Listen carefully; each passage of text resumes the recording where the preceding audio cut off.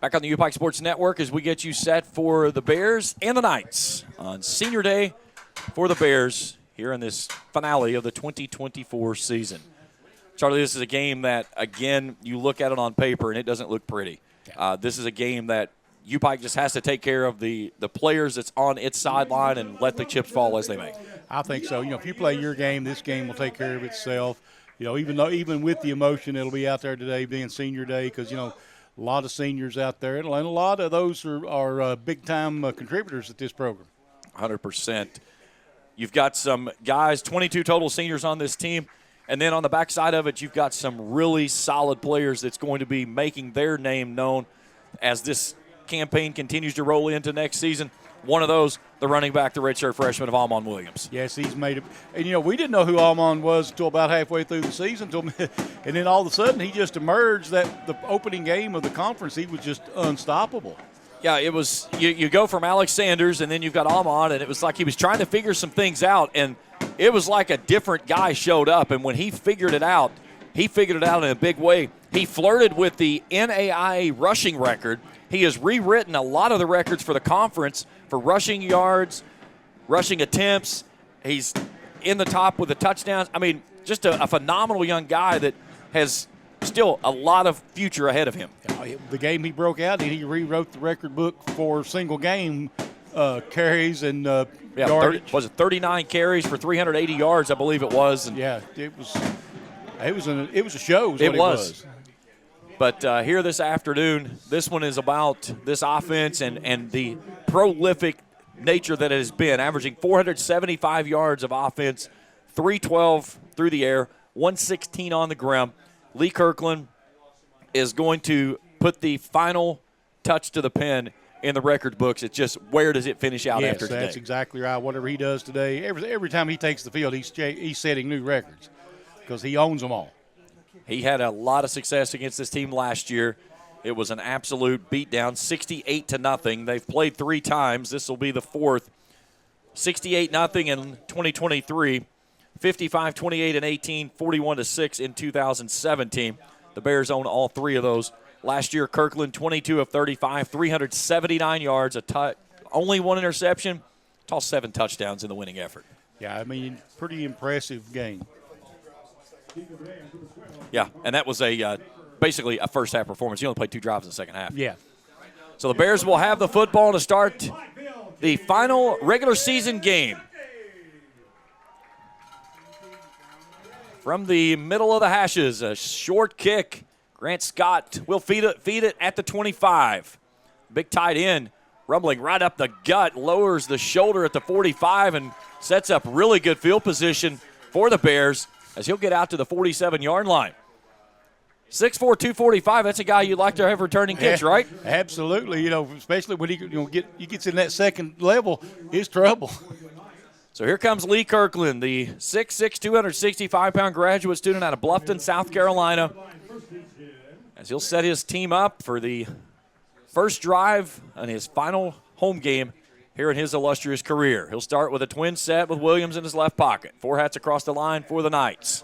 From the 46, he wants to throw. Zips this one out quickly to Williams on the far sideline. He's wrestled out of bounds after picking up a couple. He'll get out to the 48, a gain of 2, second down 8. Lee calling play quickly out of the no huddle, and they're going to try to set a quick pace here to start the ball game. He'll come near side with Royal Island, Williams, and Soto. Kirkland claps the give to Williams, right up the gut. Williams shakes and bakes, dives across the 45, gets down to the 43, and moves the sticks, and a first down for the Bears. Pick up about 11 on the play, and Bears they're going to push it. Averaging nearly 29 first downs a game. And it's just this high-powered offense that they get things rolling with. Soto tried to fix Royal Island's jersey before they take off here. First down and 10 from the Knights 43. Rifles this one out in the slot. That's Royal Island. He makes the catch across the 40. He'll get down to the 37. That's a gain of 6, second down 4. They line up quickly to the boundary with the trips. Out near side, Jordan Williams now. A little shimmy shake. He's down inside the 30 and then is gang tackled out of bounds. Savion Hayes was leading the charge. Also in there was Rodney Melton. They'll move the sticks and another first down for the Bears. This is like a full-court press on turf right now. Kirkland claps, turns, slings it out to Soto. Soto sets up his blockers in front, tight ropes the near sideline, and then dances out of bounds inside the 25. They'll take him down to the 23 on a gain of 7, 2nd and 3. Great drive here for the Bears. Look like they're playing on air right now. Yeah. Out to Soto in the slot. Soto angles to the near sideline, tries to stay in bounds, but gets pushed out of bounds. He'll step out right at the 15. But that'll move the sticks for another first down. His own single-season passing record for yardage, the record was 2,741. He just passed it. So Lee Kirkland just broke his single-season passing record on that toss there. His previous was 2,740. So the record book continues. He wants six on this pass, and he's got it. UPIKE Baker, happy senior day on a back shoulder fade in the back corner of the end zone. And the Bears cash in on their first drive. It's 6-0. That couldn't have been any prettier. I mean, when he let go of that ball, you knew that was 6. It was all over. Kirkland's 25th touchdown of the season. Baker hauls in only his second, but the senior duo hooks up, and the senior out of Louisville, Kentucky, cashes in for 6 with 12:44 to go here in the opening quarter. Austin Shuffler out for the extra point attempt, as Tatum Carpenter will set it down. Fingers crossed to this upright. It's back, it's down, it's up, and is good. 7-0 Bears. Back after this on the UPIKE Sports Network.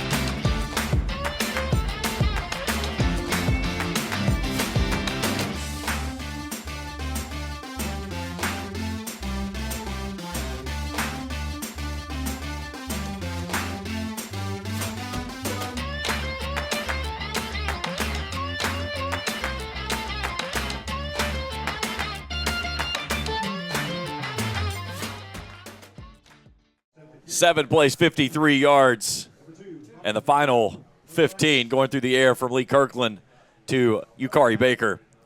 And it's 7-0 as we welcome you back here to Hambly.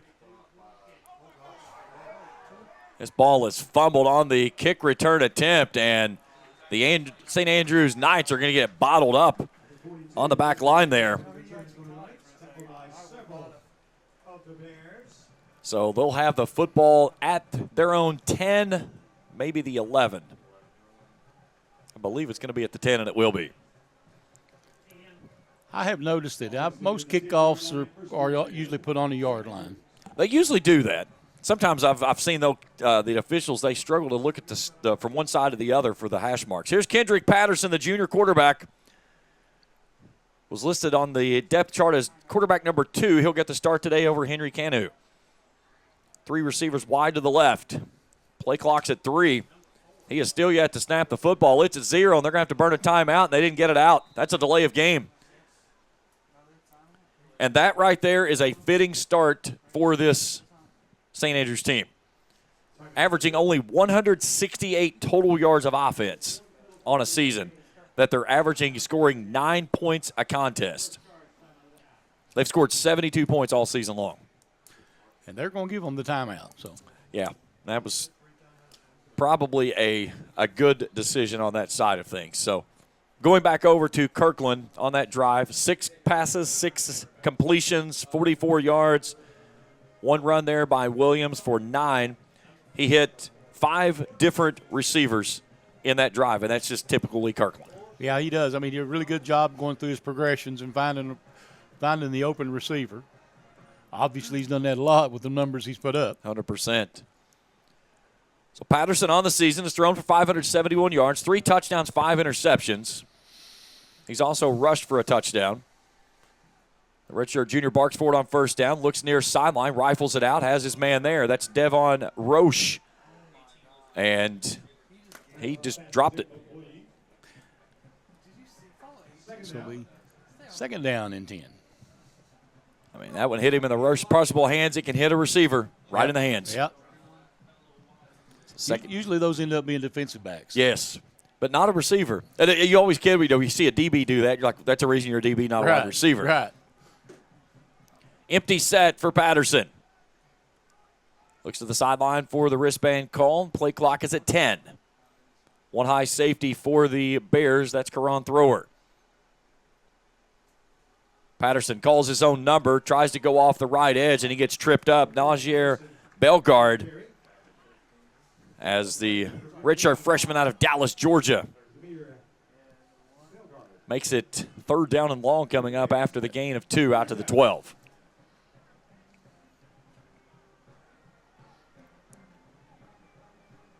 Another empty backfield set. Patterson looking near side, pressure coming, and they get home. That's the outside defensive ends of Ben Tate and Myson Livingston, a pair of graduate students, and they hammer Patterson backward for the sack.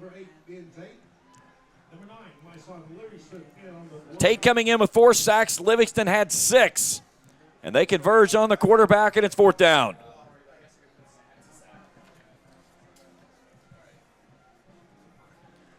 So Tyler Freeze will stand on his own 40, or on the nice 40-yard line.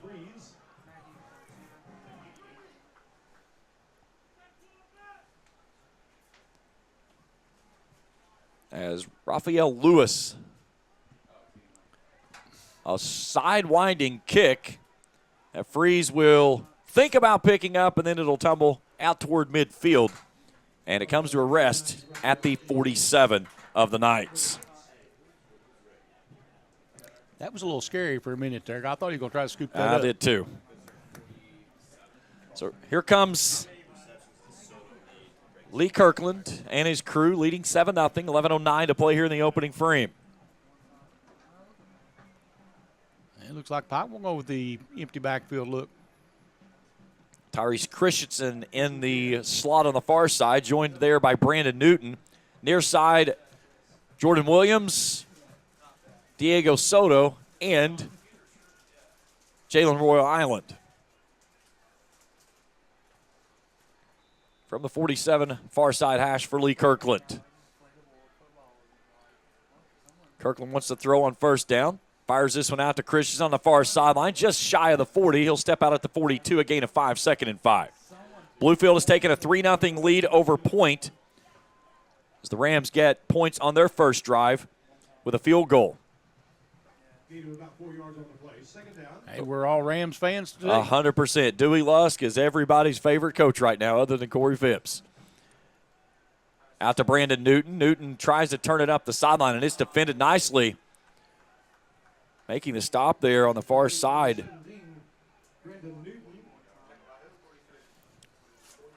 I'll have to dig into the roster because Terquarius Hayes.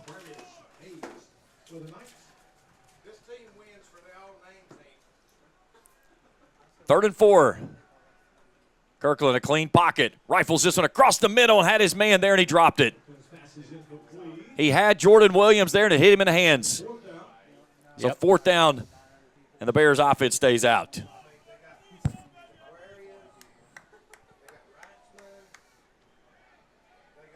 Soto comes in the middle of the trips on the wide side right. Kirkland got a man to jump there in the middle. He jumps back before making contact. He'll look to the sideline, adjust the play here on fourth down. 4th and 4. Quick out, comes high. That's DeRoyal Island, who climbs the ladder at the 35 and hauls it in to move the sticks, and another Bears first down. 5th first down of the ball game for the Bears. They'll take it to the boundary right this time, closest to their bench for Kirkland on 1st and 10. Pumps, looks deep, goes deep into double coverage, and it's picked off. Lavarius Lewis goes up and takes it away. He gets his first interception of the season, only the 6th for the St. Andrews Knights. And Kirkland there just tried to throw it into a tight window of double coverage and gets picked off. And Coach Corey Phipps has already thrown the challenge flag, saying that he didn't feel like that he established himself in bounds when he came down with the ball.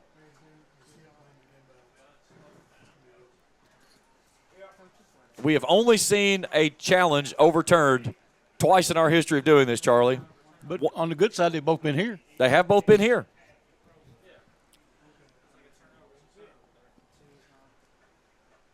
So I don't know. I thought he may have, landed out of bounds as well. I don't know that he did. Yeah, it's because he thought he landed out of bounds. To be honest, that's why Corey threw the flag. 'Cause he got to look at the official like, was they in bounds or out of bounds?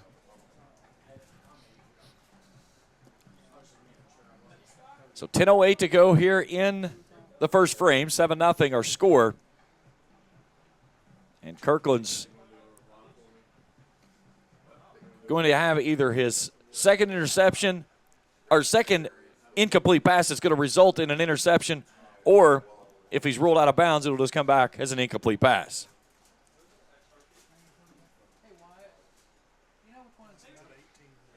So Myson Livingston, who is in second place all-time with sacks, has moved up to 18 now after the half sack there with Ben Tate, chasing down Michael Shepard, who leads it at 20.5. So here comes our white hat.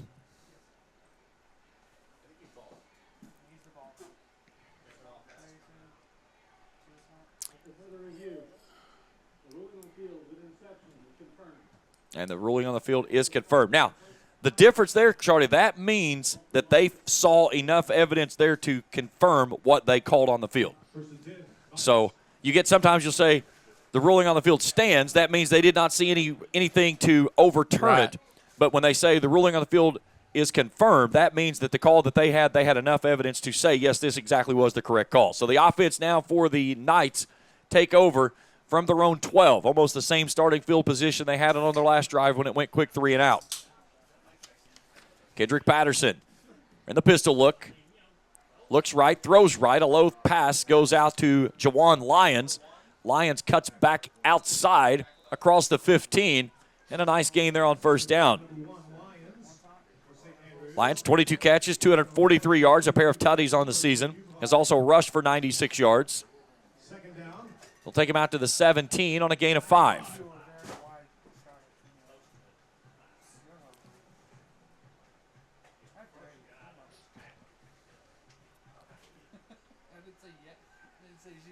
Play clock at 15 as Patterson makes an adjustment. 3 hats across the line for the Bears. The low snap, quick out, goes again to Lyons, and Lyons is wrestled down. That's Chuck Moore, but that'll move the sticks in the first down of the ball game for the Knights. So a couple good passes here to start this drive. See if Bears can get hard to get pressure on those guys. They throw it pretty quick. They're just trying to get rid of it as quickly as possible. There's nothing going downfield. It's quick underneath routes, drag routes, quick hitches, because the Bears are getting a lot of pressure on him off the edges. We've already seen the 1 sack there from Tate and Livingston. Play clock's at 6. He's still looking at the wristband. They're going to have to hustle here. They just get it away. Pressure off the edge. Throws far side. Has his man there. He'll get it out to Roche, the 6'4 senior. The only reason he gained that extra yards because he was 6'4". He was tackled right near the line. So they'll take him out to the 26-yard line. A gain of 3, 2nd and 7.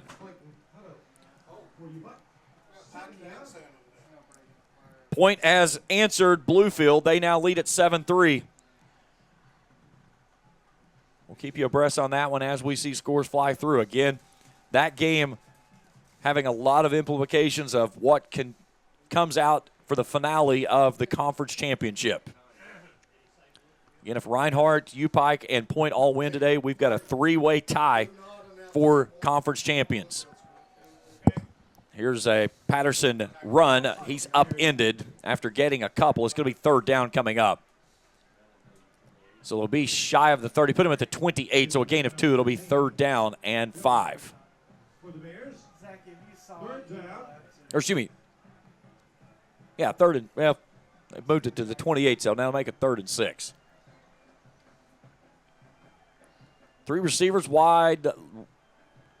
2 receivers wide to the left. That's the wide side of the field, boundary right with trips. Patterson, pressure coming up the middle. Lets it fly, finds Roche across the middle, and he gets upended by Chuck Moore. Brett Coleman also there, but he's going to get enough to move the sticks. But he paid the price coming across the middle as the inside linebacker out of Huntsville lowered the boom. I'd love to see that one on a replay. That's why receivers don't like those routes. And he is down. He went back to the huddle and just laid down on the field. So an injury timeout with 6:54 to go here in the opening frame. 7-0 UPIKE. We're back after this on the UPIKE Sports Network.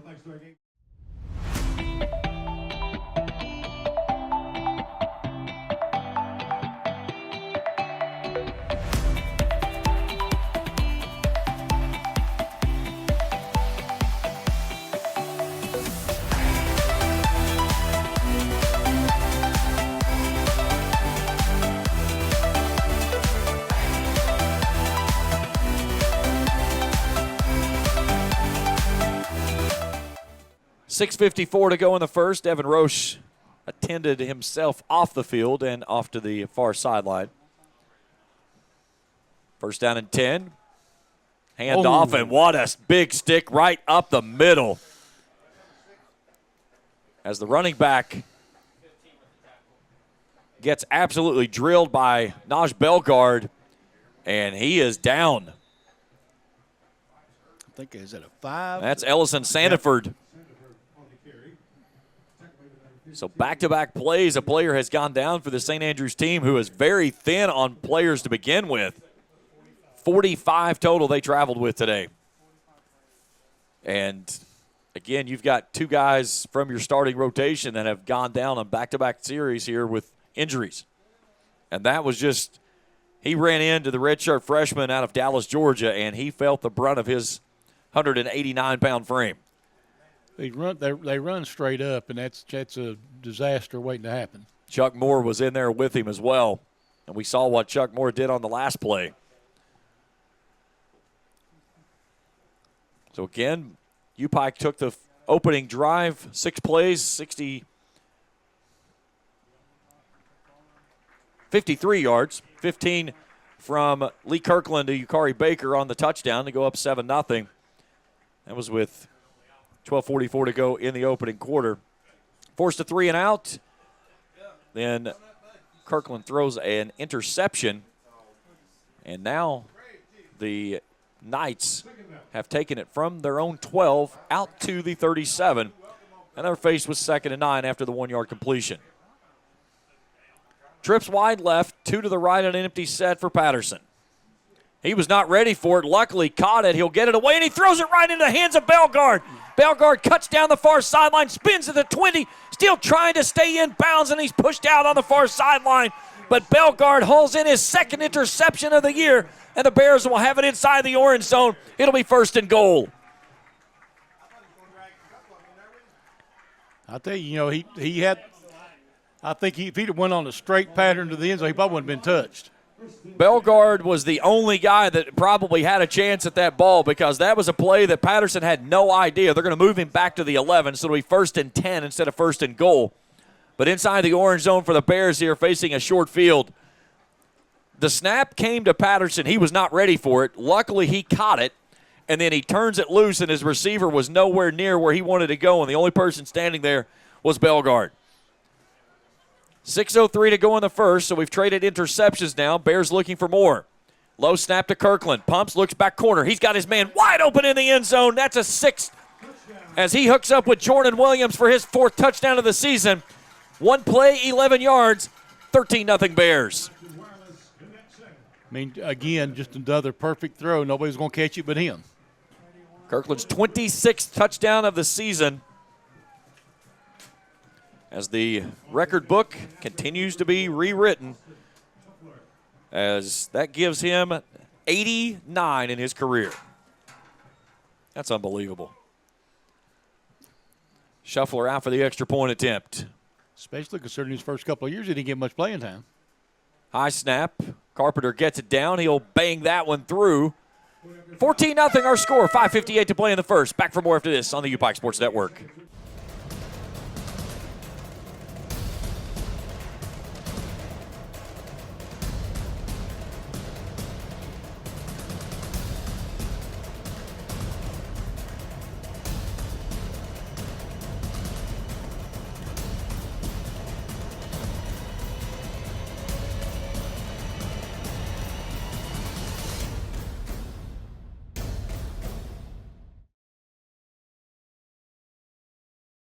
A one-play drive, 11 yards. Kirkland throwing his second touchdown. This one to Jordan Williams. 14-0 Bears, 5:58 to play in the opening frame. James Collier, alongside Charlie Benson, happy to have you on with us here at our great crew with the UPIKE Sports Network. As Austin Shuffler hangs this one high into the air. Mason Davis runs under it at the 9. And he gets popped down the field at the 15. And he pays the price, as coming in there was Clayton Hutto.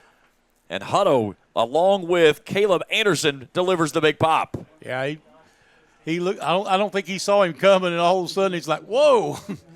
Who are you? Let me introduce myself. They're going to give him the forward progress, so they'll put him out to the 17.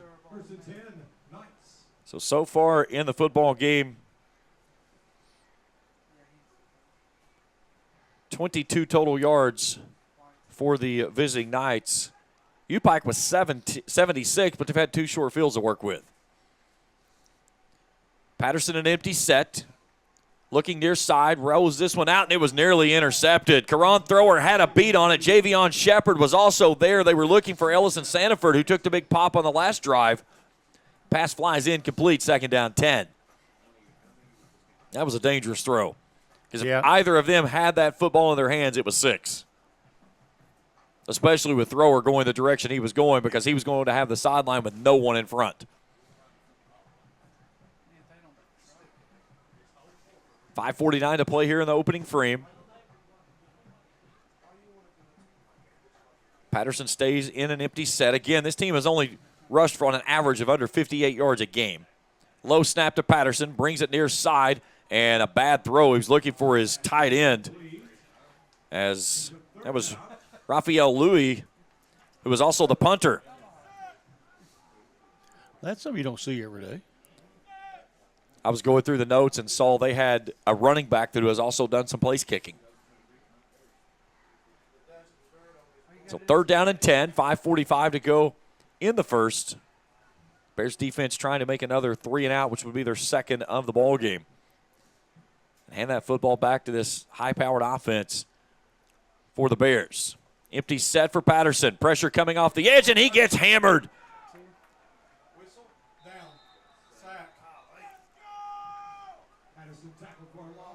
Trying to see, I think that's Myson Livingston. Yes, it is. I couldn't tell if it was he or Ben Tate. It was Livingston who gets home. That's the full sack for him. So he has a sack and a half in the ball game, and that time it was just Myson Livingston, the graduate student out of St. Mary's, Georgia, just imposing his will on the offensive line. Well, he just kind of almost tackled him with the other player. So Louis to punt it away from his own end zone. Freestanding inside of Knights territory. A boomerang kick. Freeze gets bumped into. It will tumble past him and come to rest at the Bears' 44-yard line. Another scary situation there with Tyler Freeze standing right over the ball with a player barreling down on him.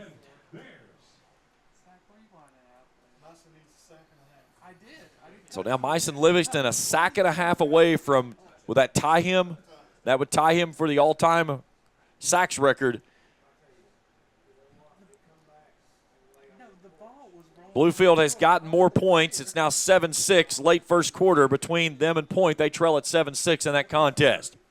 Kirkland from his own 44. He's got a free play on this one. No, they're going to blow it dead. They're going to say off or a false start on the Bears. Uh-huh. Okay.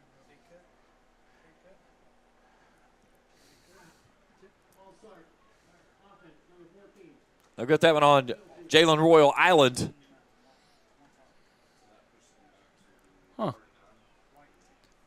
So he jumps on that side of the field, and there's no way he saw Allen move. I'll say there was two guys jump in, but they said that he went first. So from the twin set for Kirkland, steps up in the pocket, still down the field. He's got a wide open Diego Soto inside the 40, down the center of the field, cuts to the inside, counted for 6, touchdown Bears.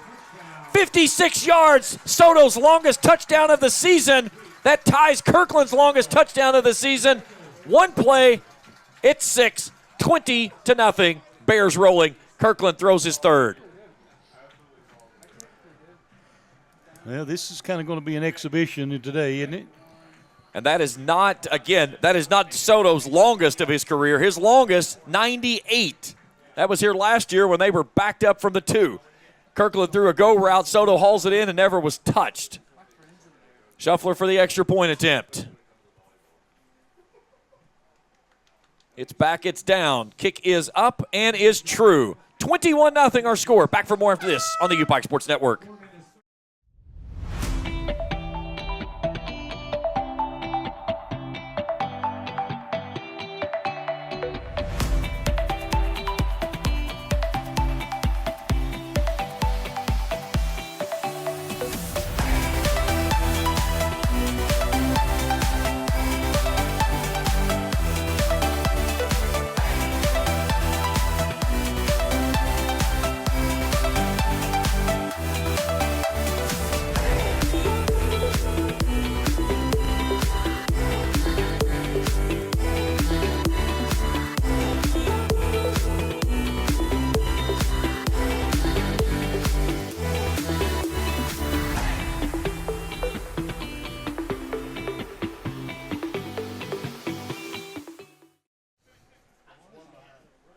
One play, 56 yards, 14 seconds. It takes Diego Soto to streak to the house untouched as Lee Kirkland tosses his third touchdown of the game.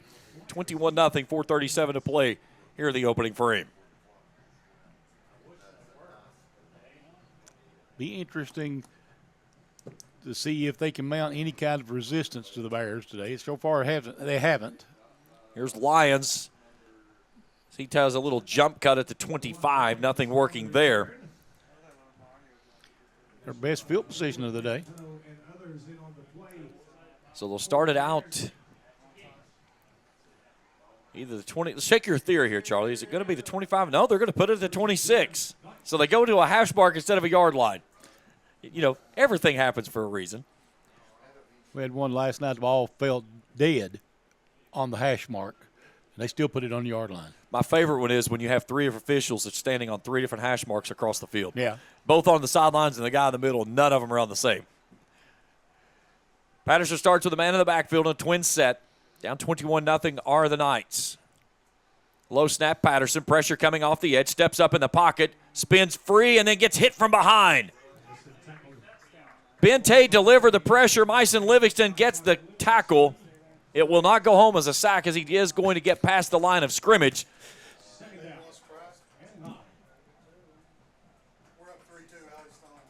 So gain of, well, no, hang on.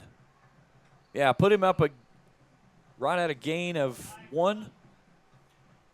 Now the official, we got a flag on the near sideline here next to the UPIKE bench.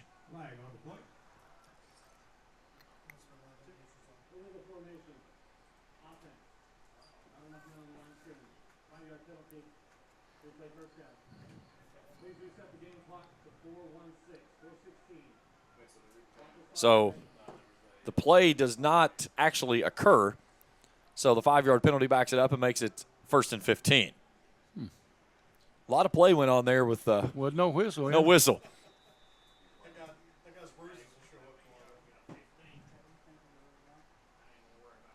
Makes you mad when you get hit like that for nothing, don't it?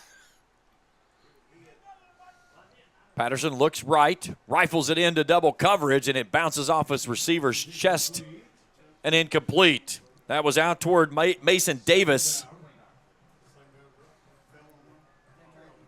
So 2nd and 15 coming up.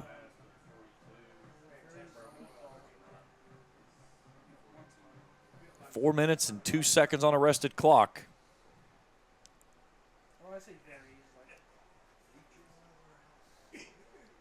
Empty set for Patterson. Point and Bluefield headed to quarter number 2, 7-6 the Skyhawks in front of the Rams. A pair of Bluefield field goals, bookending a point touchdown. And now this is a play that is blown dead.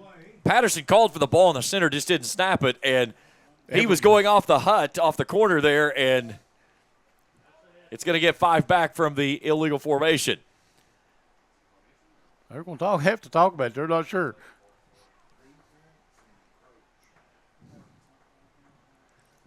UPIKE is pointing. Myson Livis is pointing the other direction.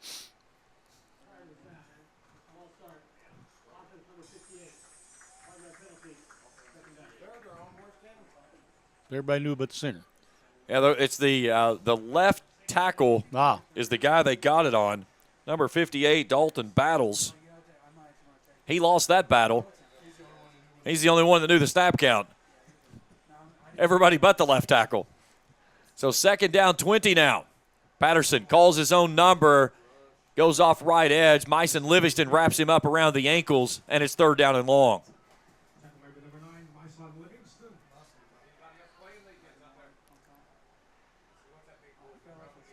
And right now you're looking at Chris Elliott's defense, and they are just telling those 2 guys on the ends, go.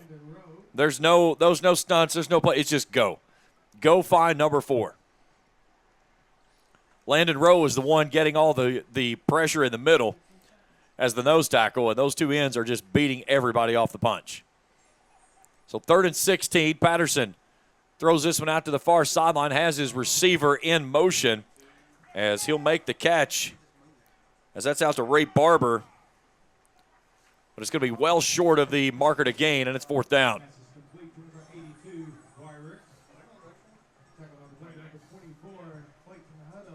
Offense appears to stay on the field. Down 21-0 with 3 minutes to go here in the first quarter. And now here comes the punting unit out. And they're going to have to hustle. They're now getting on the field with 15 on the play clock. So Raphael Louis, the freshman.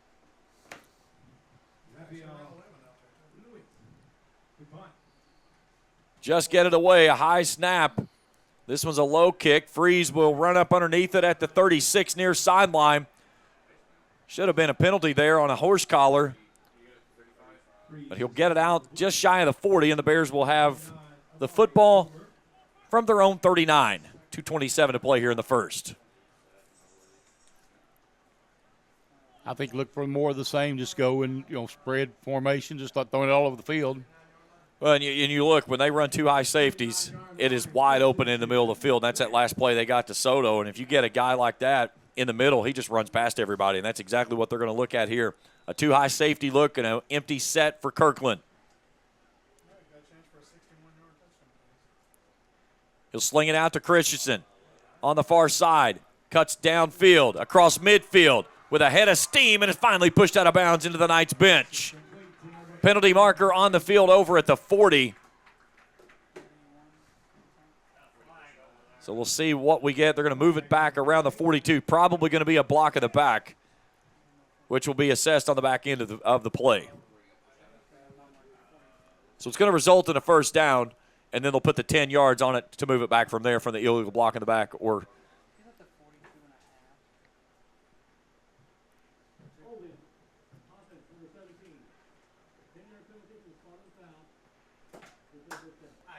there we go. So holding on Brandon Newton. So the result of the play was a 1st down, and then the 10-yard penalty brings it back to the Bears' 48-yard line.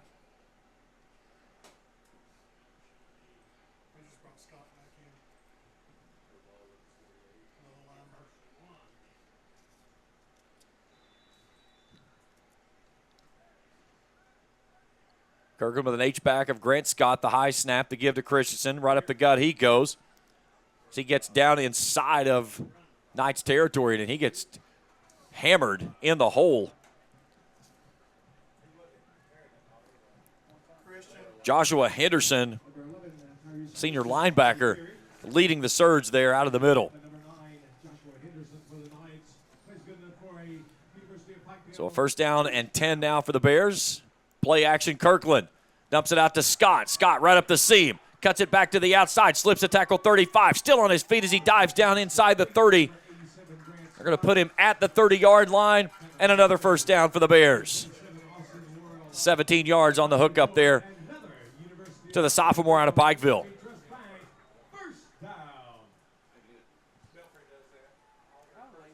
Bears quickly getting ready to play.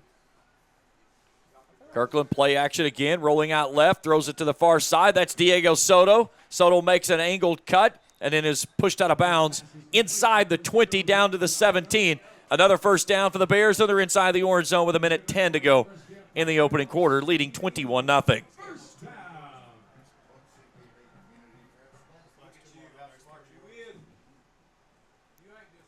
Soto and Williams wide right. Kirkland on 1st and 10. Play action. Scott right down the seam, and he's upended at the 5, and it will be 1st and goal. Laverius Lewis, the man who had the interception, hauling in the tackle there of Scott. So what will probably be the final play of the first quarter, will it result in 6 for the Bears? Kirkland now 15 of 17, 204 yards, 3 touchdowns, and an interception. Scott goes in the middle of Williams and Royal Island. Kirkland looking back corner. He's got his man there. Does he hold on to it? He does. Yep. No. He was going to call it a touchdown, and when he got run over, he didn't. The official up on the pylon at the goal line is the one who called incomplete. The official right in front of it is the one who was holding his hands up saying touchdown, and then the other guy overrules him. So the pass is incomplete, makes it 2nd down and goal. I'd run the same play again.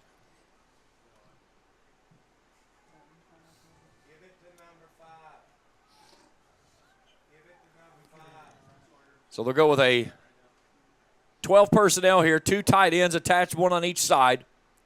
Kirkland, a low snap, and he just falls on it. Bad snap there from the middle, and that's going to take us to the end of 1 quarter of play. 3rd and goal for the Bears when we return to Hambly after this on the UPIKE Sports Network.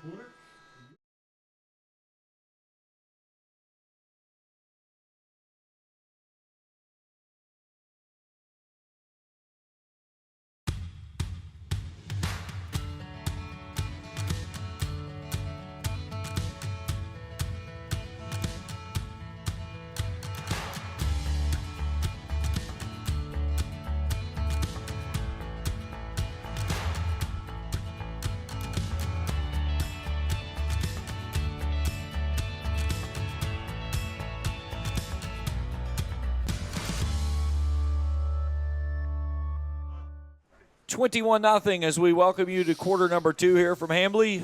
Bears rolling. 3rd and goal from the 12 as they work toward the field house on this snap. Kirkland with 2 men in the backfield. That's Williams and Soto. He'll put Soto in a motion after he tightens things up.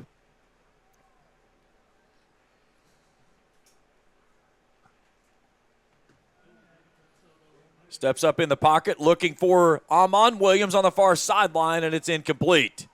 I think that is the first time I have ever seen Diego Soto in the backfield that he did not put him in motion before he snapped the football. Yeah. Soto looking over to the sideline. What about me? So 4th and goal from the 12. The Bears offense stays on the field. 4th down and goal. And Kirkland's got a free play here. Stands in the pocket, going back to the post route, looking for Jalen Royal Island. It's incomplete, but the Bears are going to get a free 5 and another opportunity on that one. And that's what, on a free play charter, that's what you do. You go to the end zone. Oh, yeah, you take a chance. Can't hurt yourself like that.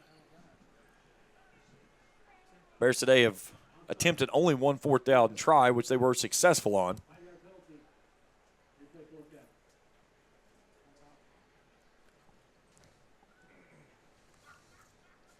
And we'll try again. So from the 7 now. Royal Island and Jordan Williams far side. Soto and Brandon Newton near side. Amon Williams in the backfield in the left pocket of the graduate out of Bluffton, South Carolina of Lee Kirkland. Plenty of time on the play clock at 10 as he adjusts the line. 4th and goal. Stands high in the pocket. Plenty of time. Rolling out right. Looking. He's got a man in the back of the end zone, and the ball is tipped and caught. Flag on the play. If it stands. Hauling it in is Jordan Williams on a basket catch in the end zone. There is a penalty marker. Let's see if it holds up. It looks like it could come back possibly if it's a hold. What a play there by Jordan Williams to haul that one in, though. A very tight window that Kirkland threaded the needle. So they get the penalty on Marshall Jefferson, the sophomore center out of Lee Summit, Missouri. So we'll retry 4th down again. So the 10-yard penalty makes it now 4th and goal from the 17. 4th down and goal, number 3. So we'll see if Kirkland throws touchdown number 5 here, which would actually only be number 4. Actually, number 6, because he had another one down there that was taken away.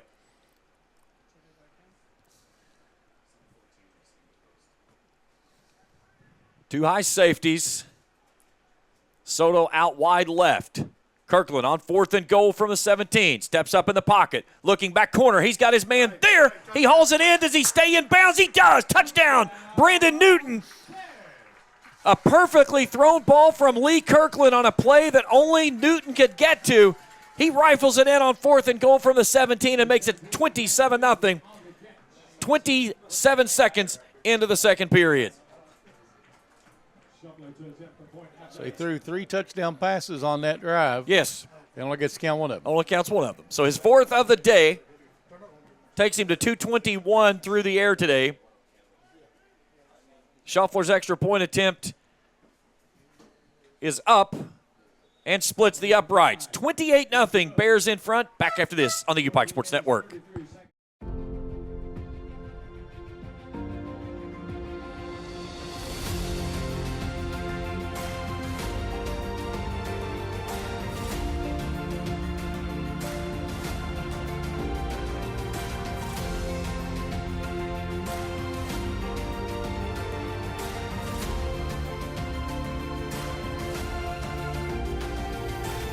Achieve your dreams at the University of Pikeville. 9 plays, 61 yards, 2 minutes, 54 seconds. Lee Kirkland throws 3 touchdowns on the drive, only one that will count. It going to Brandon Newton. And a 17-yarder makes it 28-0 with 14:33 to play here in the opening half. We're trying to help them out too, Paul. A check on the score of Bluefield and Point. The Rams have kicked their 3rd field goal today, and they now lead that game 9-7 up in the mountains. I'd like to see him get a touchdown soon. Ball comes near sideline and gets a good check, and it will bounce out of bounds. That ball looked like it was going to come stop and just take a rest at the 10, but then it takes a little hop to the left and goes out of bounds, so the ball will come out to the 35. Best field position of the night for Point. Get you talking on different. Get you talking on different game. I got too many games going on in my head. Lee Kirkland, 16 of 20 in the game, 221 yards, 4 touchdowns. The 61 yards on his longest of the game. That was going to Soto, is what they've officially marked it off. Both of those their longest of the season.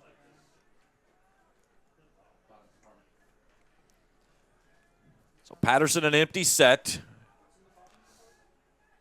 Fakes the motion, and Jeff Flowers wraps him up. Naj Belgard coming in to apply some pressure, but Jeff Flowers, the graduate out of Montgomery, Alabama, the transfer from Alabama State, gets him for a loss at 2nd and 11. 2nd down, 11.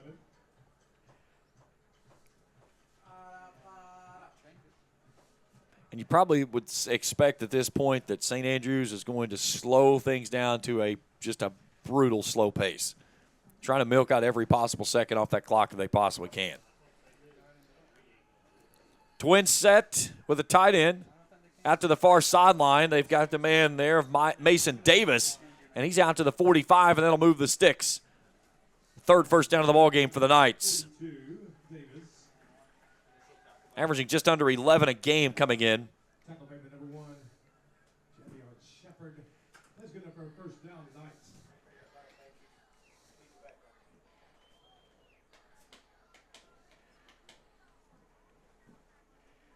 Xavion Carmichael now into the ball game.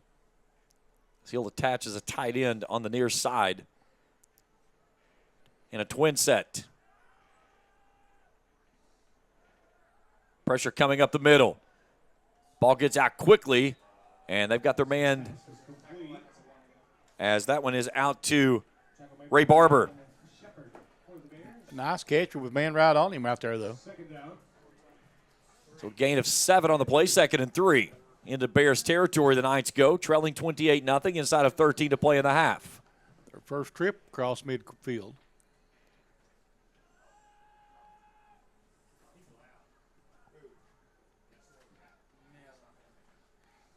Patterson takes a look at the wristband, 12 on the play clock.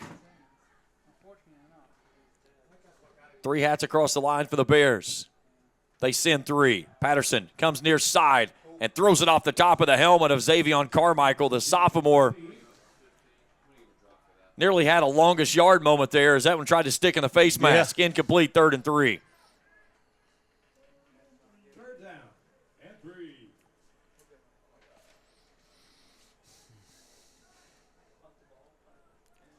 Bring my linebackers because he's going to run it. I just got the feeling.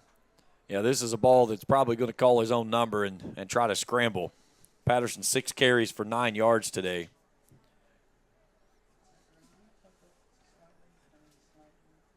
So 3rd and 3. They need the Bears 45 to move the sticks. Bears again only send 3. Patterson stands in the pocket, and he's going down as that one is the big nose tackle of Landon Rowe, the sophomore out of Pikeville. Another sack for the Bears defense, and it's 4th down and long as it goes back to the 46-yard line and makes it 4th and 9. Landon Rowe tells Ben Tate, Mice, and Livingston, I'm going to get me some today. Yep. You may be seniors, but I'm going to get mine. You don't get all the fun today. You finally got out of that quadruple team. 4th down. Yeah, Landon Rowe has been basically fighting the entire offensive line while Tate and Livingston has just been blowing off the side. So Louis going to kick it away free, stands back on his own 20. And that one, Louis going to have to throw it. That was his only, that was not a design punt, but that was all he had to do. The catch that Louis made there with one hand was Odell Beckham style, and then still was able enough to deliver a pass. He was trying to come near side. The only guy that was there was Xavion Carmichael. So the incomplete and the failed punt will give UPIKE the football at the 46 of the Knights. So he's really a quarterback. He's really a punter and a wide receiver. Yeah. That was a heck of a catch right there. Just the fact that he got his mitts on that one and hauled it down, I might let that kid throw the ball a couple times. That was a pretty nice spiral coming this way. That snap was a rifle coming at him.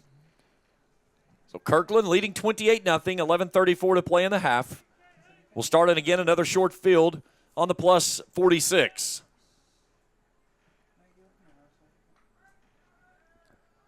Clean pocket. Kirkland stands, rifles it down the middle. A wide open Tyrese Christensen to the house for 6. Touchdown Bears. Touchdown number 5 for Lee Kirkland. This one a 46-yarder to Tyrese Christensen. His longest reception of the year and his first touchdown of the season. 34-0. Couldn't have got more open than that. When you run 2 high safeties and you have nobody staying with the running back across the middle, it is all day long. Kirkland now 267 in the first half of play.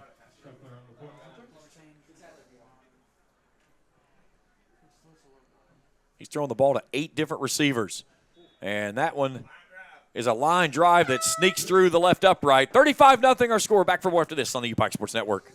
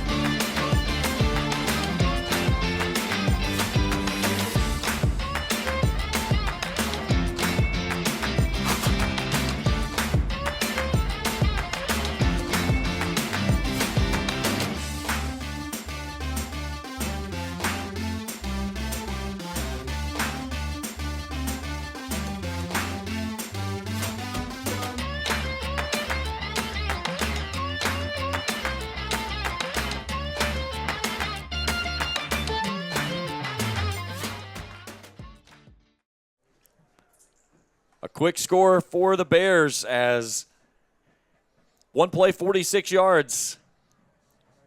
And 11:22 to go in the half. Makes it 35-0. As Shuffler, little squib kick down the middle. Taquarius Hayes makes the grab, and he gets smashed right before the 40. 23 low and 7 high. Trevor Carter went low. Coming up high was Quincy Clark. And the Bears shaking and baking here in the first half.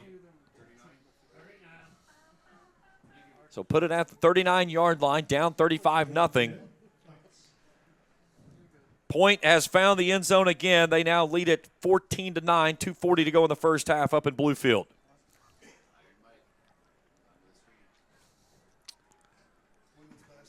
So Kendrick Patterson on 1st and 10, looks left, throws a dangerous pass out to the far side. That's Jawan Lyons. Trevor Carter had a beat on it but could not get there. The pass is complete out to the 45 on a gain of 6. Women's basketball leading Bryan, Tennessee 18-12 today. Big game. That's the number 1 and number 2 picked teams in the league. Or 4? Okay. They're men or 2. Yeah, they're defending champions, right. Sorry. We had a chance to do some men's basketball last weekend. Quickly out to Carmichael, and he's met immediately by Clayton Hutto, the freshman of Thomasville, Georgia. Is he going to lose a yard back to the 45? Yeah, Bears back home on Wednesday night, men and women's doubleheader, correct? 5:30, 7:30? I get a lot of. I'll be doing a lot of the weekend games. Hard for me to get down here by 5:30 tip-off when I'm 2 hours away. Enjoy coming down here though and getting a chance to do some basketball this year. Empty set on 3rd and 5. Patterson throws this one out, and that ball's tipped and right into the hands of Javion Shepard.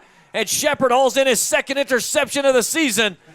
The Bears will have a short field as they'll be on the plus side of the 50, leading 35-0 with 9:50 to play in the half. 6th interception thrown by Patterson on the year. 2nd on the day. I'll make that 7. That's right. He's thrown 2 now. So 7 total on the season. All right, now who does Lee throw this touchdown pass to? It's kind of like it's Oprah's in the house. You get a touchdown. You get a touchdown. So Nigel Pierce is the man lined up over Royal Island on the bottom. That's the wide side if he looks to go for a go route. He's looking back that way. Sets his feet, steps up in the pocket, and he's going to get taken down in the backfield. John Brown, the linebacker, comes up with the play, and not certain what happened. I was looking down, looking at the name, and heard people start laughing. A couple of our guys blocked him past the whistle. Maybe when they let go, he tried to come after him, and his guys held him back, and he got the flag. That even drew a little bit of a chuckle from Corey Phipps.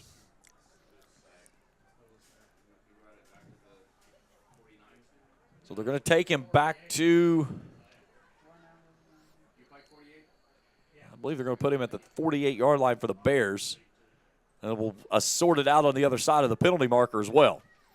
Are they going to mark it off? They're maybe going to call the Bears on it. If you call them, you got to call both of them, I would think, but that's me, you know. 6 times sack this year.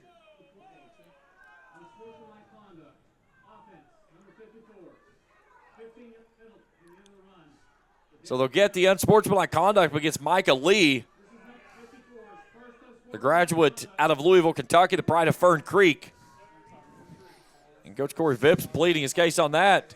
So how do you call my guy and not the other one? I mean, if you're going to call us, they got to call them because he tried to retaliate. He couldn't. And now penalty marker comes from the near sideline as that's on Ben Tate. He was barking on the side judge right there.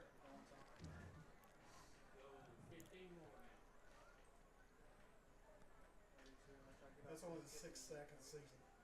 But can't call me any because we're going to run out of yards. Unsportsmanlike conduct. Offense. So 30 yards on 2 penalties. Penalty from previous play. And Still second down. that takes the Knights inside of the red zone as they'll go down to the 18. Second down. Somebody needs to tell the yardage markers back here they need to come to the other end of the field. No, we've got the football. Oh, yeah, that's right. My bad. We're going the wrong direction. Second down and forever.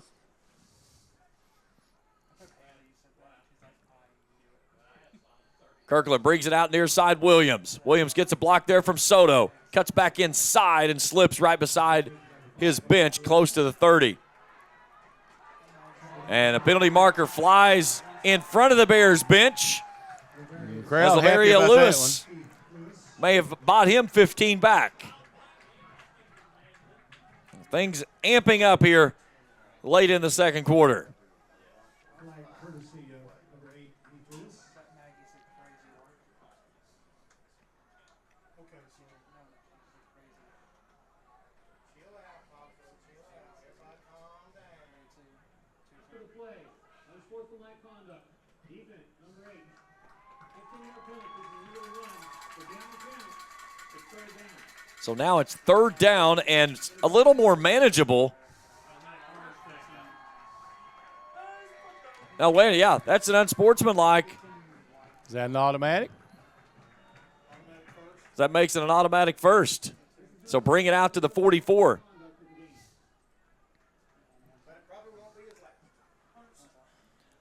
So 14 first downs in the ball game for the Bears, who now have it at their own 44. Handoff Williams. Williams slips through, cuts back in the middle of the field. A jump cut at the 40. A penalty marker flies on the back end, though. They're going to get Micah Lee on a hold, or the other 54, the other side of things for, yeah. That's on Jordan Scott if they get it on the Bears. No, they'll get that one on the center, Marshall Jefferson. So a 10-yard penalty backs it up. So we go back to the 37-yard line. So it's from the spot of the foul. So they got 3 yards on the run before the hold happened. So it's 1st and 17. Well, all of a sudden this has turned into a sloppy drive. Yes, it has. Twin set for Kirkland. Stands in the pocket, steps up, down the middle. Christian there, makes the catch, pinballs off of a man and moves the sticks. And another Bears first down. Tyrese Christian, the senior out of Chicago, followed Coach Phipps from KCU. Seahawks in his second grab of the night as they go down to the 36-yard line. And now a timeout requested as we got a player down for St. Andrews. Injury timeout. We'll step out as well. We're back after this on the UPIKE Sports Network.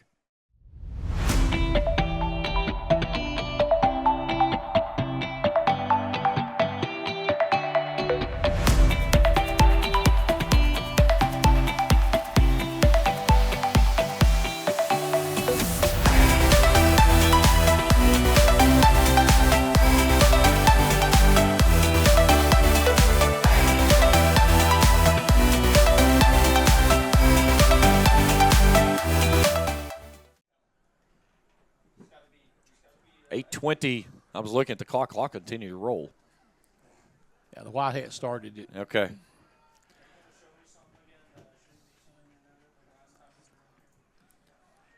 $35-0 here. 1st and 10. Bears. Soto in the deep motion. They'll swing it out to him near side. Sets up with a block. Tries to cut back in the middle of the field. And then gets wrestled down right in front of his bench. Amari Boomer making the stop. They're going to put him at the 31-yard line. Second down. So that takes Soto to second all-time for catches in a single season. They bring it back to him for another. So he runs right into the tackle and gets slammed to the ground as Joshua Henderson wraps him up.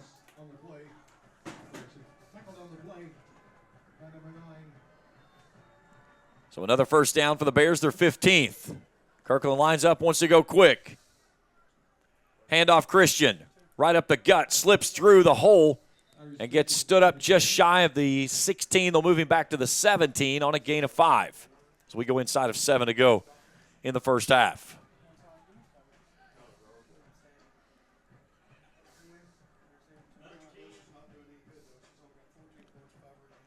Soto 4 catches, 89 yards. Christian 3 catches for 85. Both have caught touchdowns. Got about 5 points because Rachel's doing all the scoring.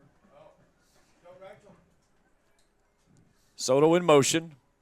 They'll pitch it off to Soto. Soto searching for a hole, and that was absolutely read perfectly there by Amari Boomer.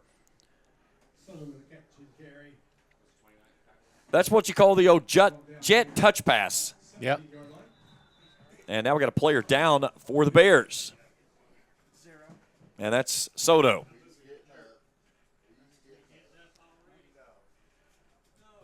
So 6:18 to play in the half, 35-0 our score. It'll be 3rd and 5 for the Bears coming up. And when you look at Lee Kirkland, 21 of 25, 319 yards, 5 touchdowns, and is just, again, continuing to rewrite that record book. Hit his career 818 completions, 1,345 attempts, 8,599 total yards, 87 touchdowns.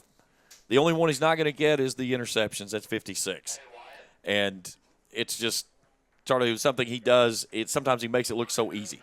Yeah, you're right. He does. I mean, very smooth, very, very steady, as Coach says. Steady Eddie. Steady is what I was called. He said he's the guy that's going to get everybody home safely on the school bus.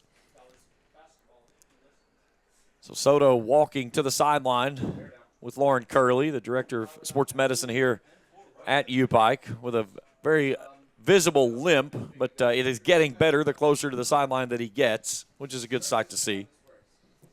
Soto was the homecoming king, by the way. Went out of that first half with a little bit of an injury and had a little get-in step after he won the king. He sprinted back to the huddle. 3rd down. Kirkland rolls out right, has Grant Scott near side. Scott makes the catch, gets inside the 10. He gets dragged down up high. They'll move the sticks, and it'll be 1st and goal at the 9 as the Bears go down inside the orange zone. Probably don't want to call it because we don't have that inadvertent face mask anymore. That's probably what that was. So Scott catches his 3rd pass of the day.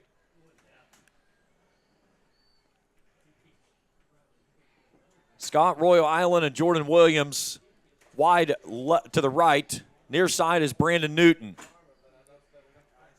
Pressure coverage by Pierce, on the near side with Newton. Play clock's at 4 for Kirkland. He's looking back toward him. He's got him on the post route in the back of the end zone, wide open for 6. Touchdown Bears. A nice move there by Brandon Newton. And then tempers flare on the backside as he beat Nigel Pierce across the middle. And Kirkland put a rocket into the back corner on the post route for the 6. 41-0, 5:19 to go in the half. Just wait and see if they were going to call a penalty on that or not, but they didn't. Well, there was a little bit of extracurriculars there between Newton and Pierce. And then when Newton stood up and he went to toss the football to the official wasn't looking for him and hit him in the chest with it. So then the official kind of grabbed both of them and said, hang on, come here. We got to calm down a little bit, guys.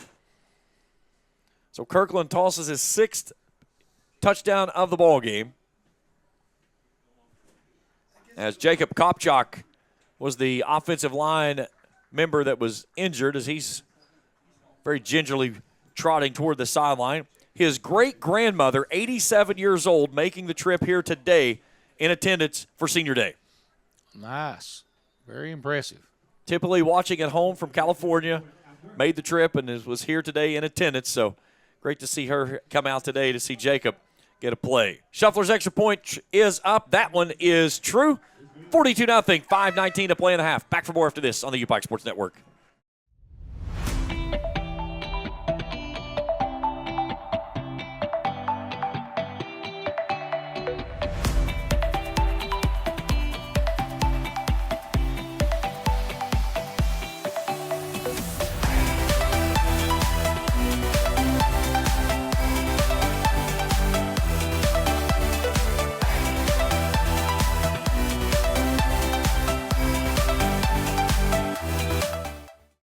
$42-0, 5:19 to play in quarter number 2 as we welcome you back here to Hambly and Senior Day for the Bears. Lee Kirkland, 336 yards.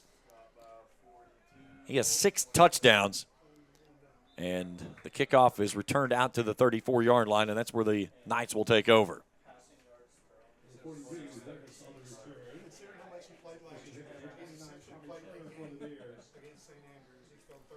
Yeah, going back to last year, he played the half and 2 series against St. Andrews, and now has played essentially the second half of that game. He's thrown for 13 touchdowns. Last year, 22 of 35, 379 yards, 7 tutties, and 1 pick. He's 6-1 here in this one. Patterson an empty set. Bears only sending 3. Patterson goes across the middle, a low throw, and it's knocked out of the way. Defended there by Tommy Turner. They were looking for Jawan Lyons. 2nd down and 10.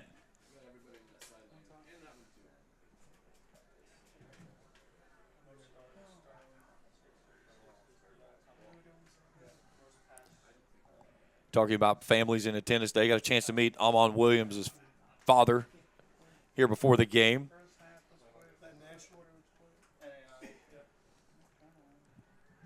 Patterson slings this one out to the far sideline. A nice move there as Sanford makes the move and then gets first down yardage as he goes across the 45 out to the 47.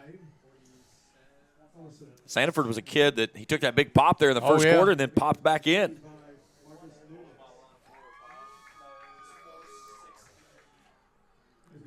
Been a lot of big pops out there tonight. Especially that first quarter, we saw some really big ones. Empty set for Patterson. Bears again sending only 3. Patterson rifles this one out to the far sideline, has Lyons there who makes the grab, and that will get him out to the 42 and another first down. Right now, St. Andrews at negative rushing yards. Yeah. -7. They have a total of 60 yards in this game on 27 snaps. UPIKE 33 for 342. Only their 5th first down. They average just under 11 a game. 4 minutes to go in the first half. Been all Bears here, 42-0. They lead it. Patterson, pressure coming up the middle. He throws this one to third base. Closer to shortstop. And he was looking for third base. He didn't quite make it there. It was deep in the 6 hole when he let that one fly as he looked up and he saw Poulet barreling down on him. Incomplete. Officials being generous, too, because that could have been intentional grounding because he was still in the pocket. I don't know. He may have started the back end of a 6-4-3 double play, but that was about the only thing he was going to get out of that throw. So clock stops. 3:51. Don't get me started, baseball. That is my passion right there. I love baseball. Twin set with an attached tight end, and now timeout requested. And right now, there are 2 St. Andrews coaches barking at each other on the far sideline because they had a man not set in the correct spot. So St. Andrews burns the timeout, their second. 3:51 to go before halftime. Stay tuned with us at the half. We'll check out the scoring and stats of this game. We'll check scores from around college football top 25. I think the biggest game tonight in college football, number 7 Tennessee, number 12 Georgia. That is an elimination game for Georgia tonight. Yeah. They lose that football game, they will not be in the college football playoffs. Tennessee, with a win, pretty much almost assures themselves a spot in the SEC championship game. But that game is in Athens. The problem for Georgia is Carson Beck can't remember what team he's supposed to throw the football to. Well, that's true. That might be what it is. He may be one of those rovers from Little League. They played 10 players with 4 outfielders. He was trying to play a rover position.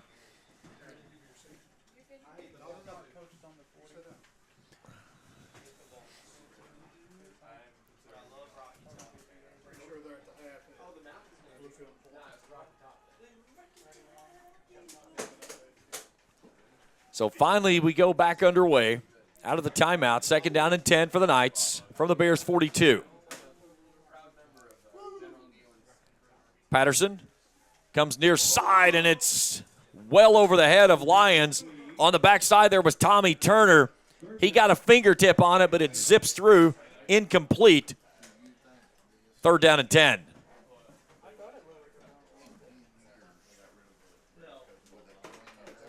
I would think this would be 4 down territory if you're St. Andrews right here. It's been 4 down territory about every position. Especially if it's on the plus side of the 50, that's 4 down territory, especially down 42-0.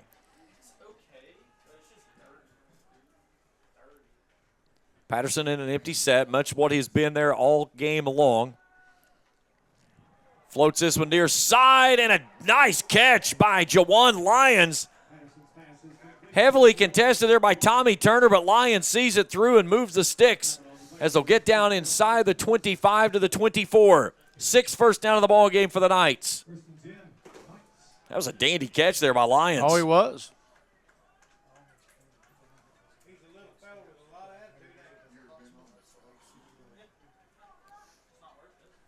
Twin set with an attached tight end to the right. Bears showing a little pressure now out of the linebacking core. Patterson will adjust the play with 10 on the play clock.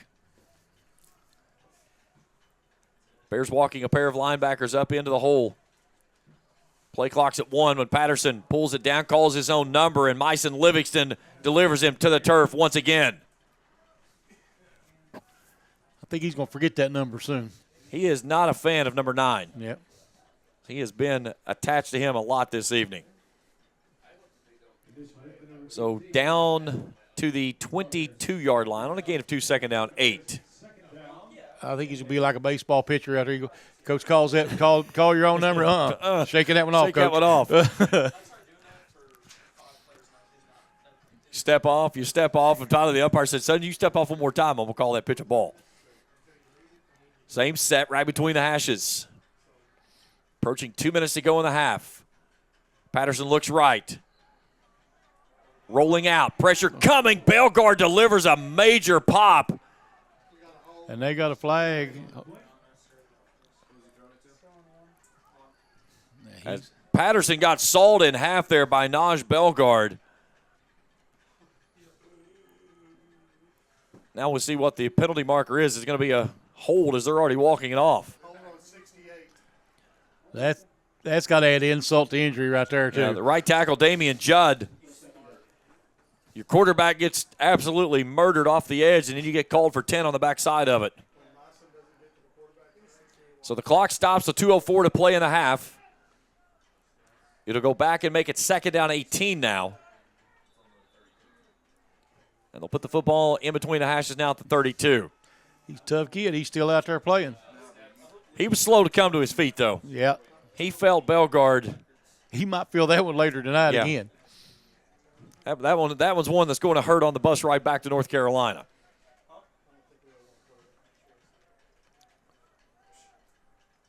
Low snap, Patterson. Incomplete. Looking for Carmichael.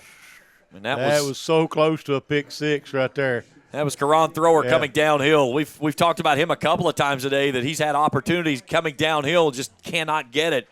He is so close to pick 6 territory. 2-minute timeout. 42-0 our score. Back after this on the UPIKE Sports Network.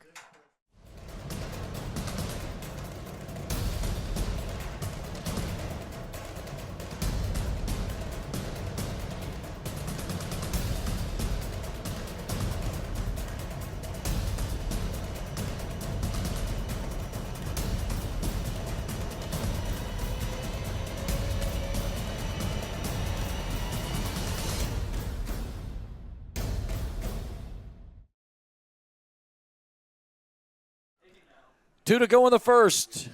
half of play. 42-0. Bears leading at 3rd and 20. Coming up now for. Wait, we got the wrong football? We got the wrong footballs on the field. Had a Bears football out there instead of a Knights football. That's an understatement.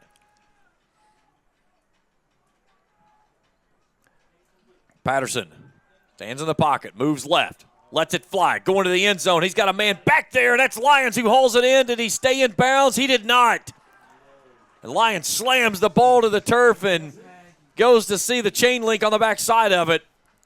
Patterson delivered a beautiful ball, but it took Lyons just out of bounds, and it's 4th and 20. Disappointing call for them.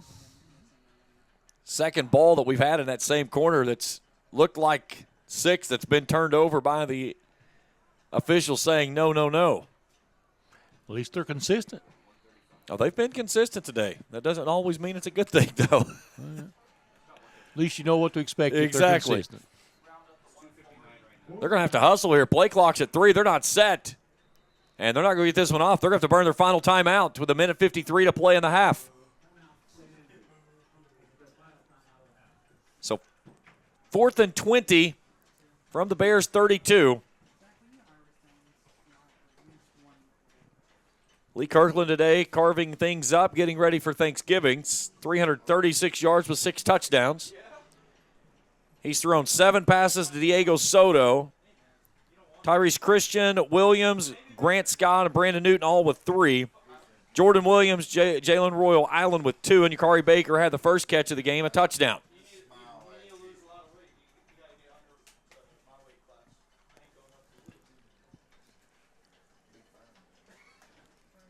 Stay tuned. Go ahead. No, I was going to say, go ahead. You're good.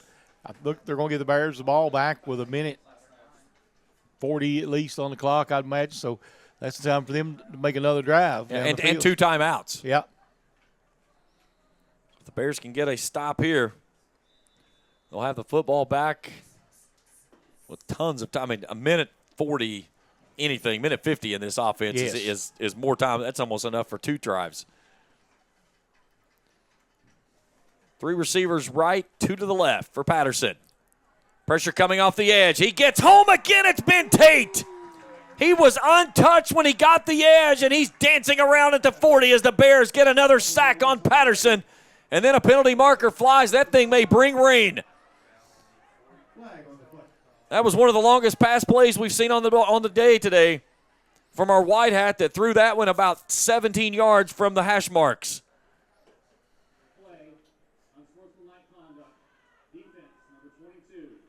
They'll get the penalty on Chuck Moore. I don't know if he said something or what. Ben Tate was out there dancing with the stars and got nothing. Yeah, I was wondering about that. Because the official stood there looking at him there threw his flag, and then the white hat threw one. I just heard Coach Corey Phipps turn to the sideline and said, guys, let's go.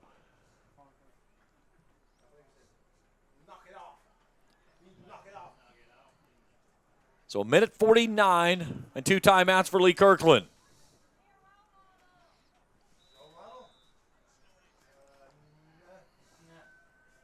Kirkland from his own 25. Brings it out to Baker. Baker finds a gap right up the line. He goes. He tries to stay in bounds but cannot. He gets knocked out near the 50. They'll take him out to the 49 on a gain of 24. He got one more step, got his balance back, had been gone. Yeah, he had made the move, found that gap perfectly as the 19th first down of the ball game takes the Bears up to midfield. Kirkland out near side Newton. Newton working on Soto, tries to get past him and then gets dragged out of bounds into his bench.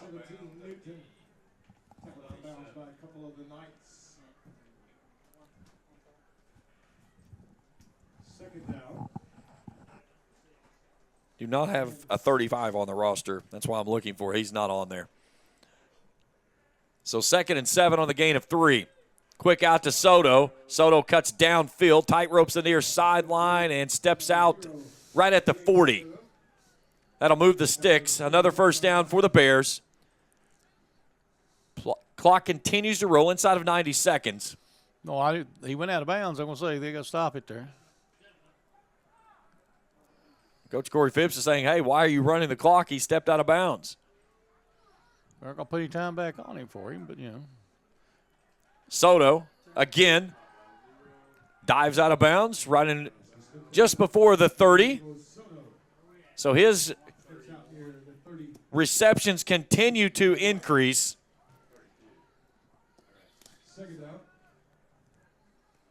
But now the officials are going to get together here.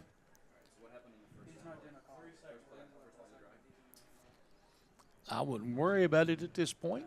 No, it's not going to affect. It's a moot point at the end result of the outcome is not going to result in anything here with stopping this before halftime.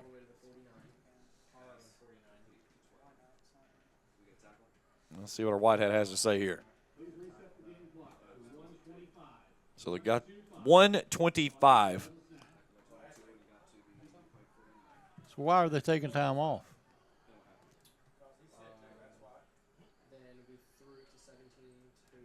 So make it 2nd down and 2 on the gain of 8 there by Soto. Trips right, 1 left. Kirkland pumps. Goes across. Royal Island makes a man miss. He's got down the seam. To the house he goes for 6. Touchdown, Bears. 32-yard pitch to Jalen Royal Island. As he hauls in touchdown number 8 of the season. Kirkland throws his 7th of the ball game. 48-0, a minute 16 to go. What we say, Charlie? About 30 seconds? Yep. Minute 50. That's enough for almost 3 drives. So Shuffler for the extra point.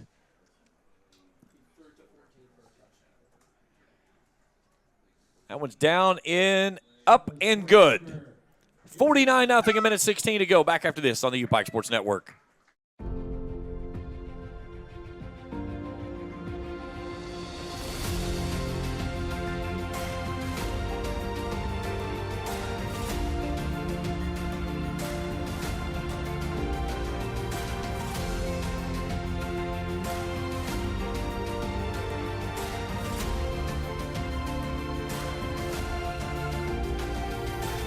Achieve your dreams at the University of Pikeville.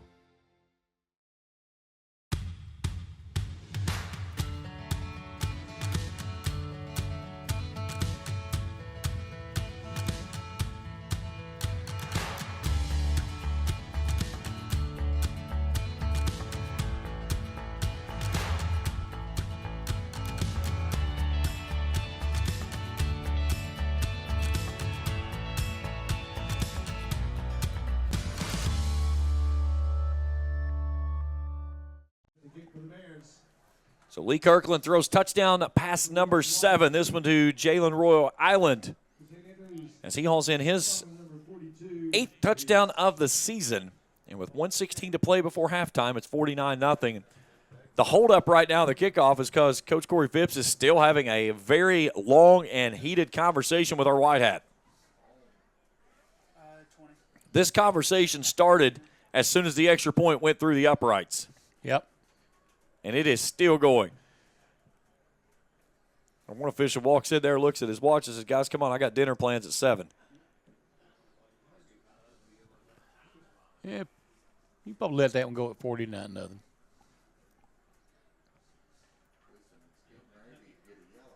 Stay tuned with us at the half. We'll check the scoring and stats of this one. We're checking on games around top 25. Keeping a close eye on that game up in Bluefield as Point leads Bluefield 17-9 that game at halftime.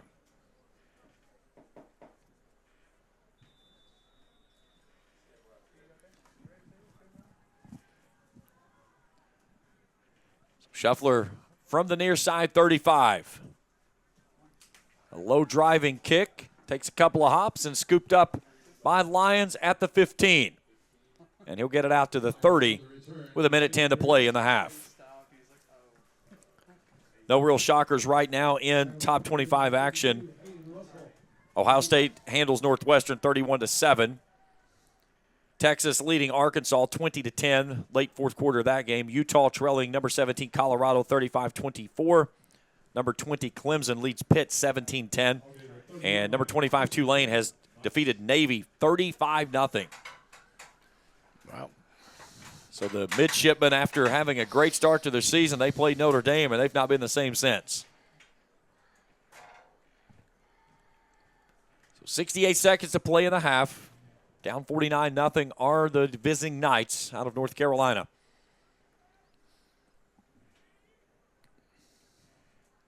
Patterson floats this one across the middle. That one swatted down at the line.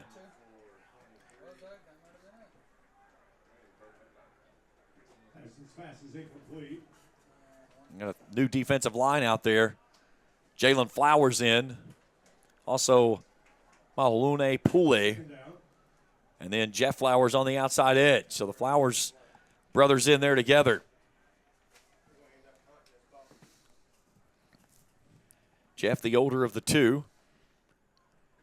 One of the 22 seniors honored today before kickoff.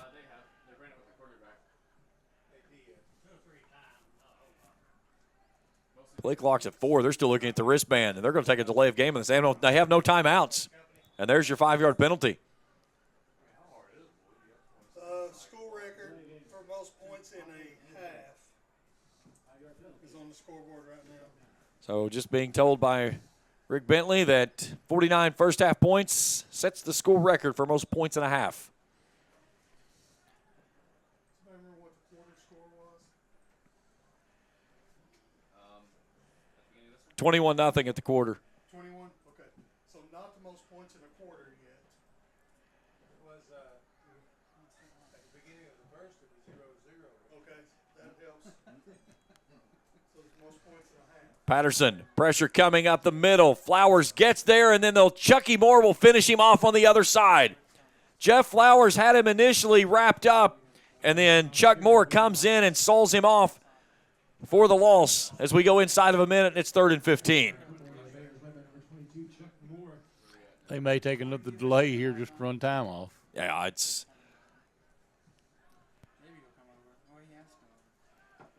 either way, it's going to take us to the half at some point, as they can take one more play and then head to the locker room. They will drain as much clock off as they can before snapping this ball. Here's Patterson. Finds an opening off the near side. Brett Coleman comes downhill. Clayton Hutto finishes him off. Coleman takes the brunt of the back end of it. And that's going to take us to halftime. Nope, we're going to stop first with an injury, as Coleman still down on the turf. 6.2 to go before halftime.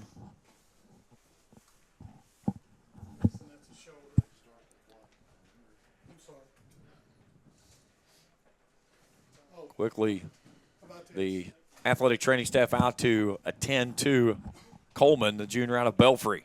Lee looked at me down there and said, the guy who got me is the same guy who got me last year. That's how that brain works. He remembers who intercepted him a year ago. That's an interesting story. So Lee Kirkland telling Rick said that the same guy that got me last year is the same one that got me this year. That was Alvarius Lewis, who hauled in his first interception of the season. That's how he's wired. Yeah. Oh, yeah. Like, if you could dial into that guy's brain, you would be surprised what would come out of it football-wise. He's probably forgot more football than a lot of people will ever know. And he's about to have an NBA. He's unbelievable. So Coleman jumps up, a little shooken up as he heads to the sideline.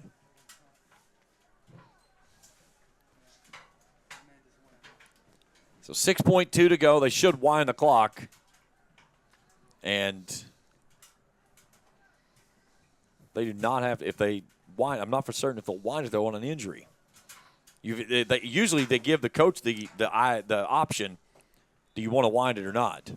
They're not winding it. So this will be the final play, barring a penalty.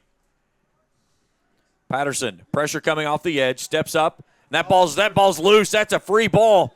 It was knocked out of his hands. St. Andrews recovers, but that takes us to halftime. Bears lead at 49-0 at the break. Let's see if we get Coach with Morgan Dixon before we head to halftime coverage.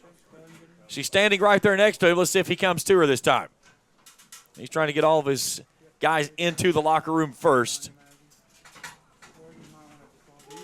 Walk right past her. And he is headed. Well, no, Nope. He's got her. Okay. Let's head down to Morgan with Coach Phipps. All right, Coach.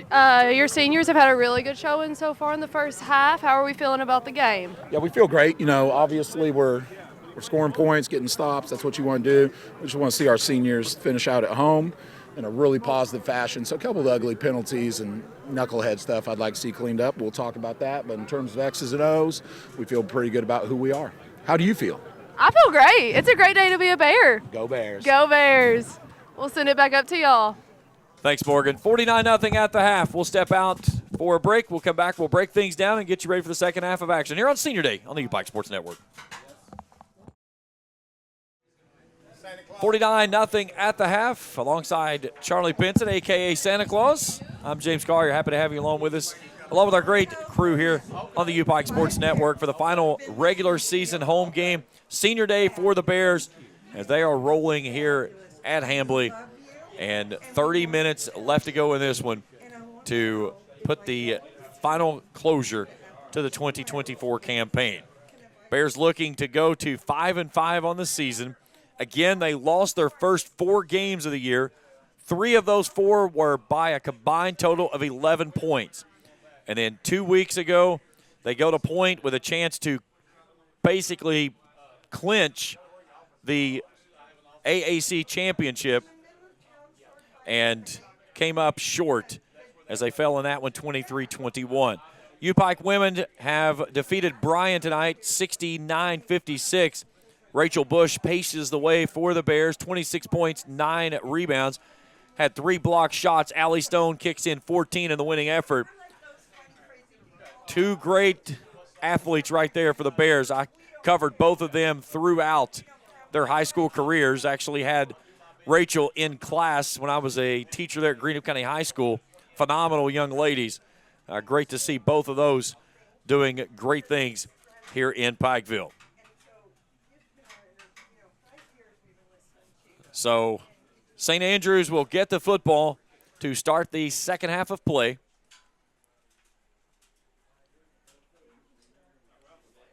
Again, a check on that score up at Bluefield. Point continues to lead. It is 17-9. They have the football as it's midway through the third quarter.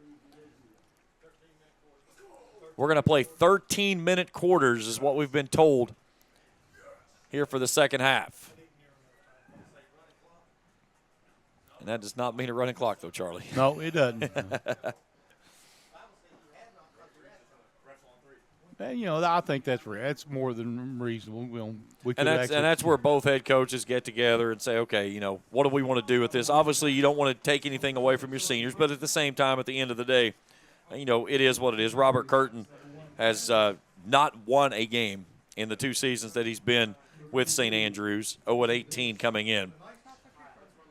Coach Corey Phipps is going to move his record to 22-18 in his 4th year here at Pikeville after leading KCU to its winningest season ever back in that COVID year when they went 6-2 in 2021.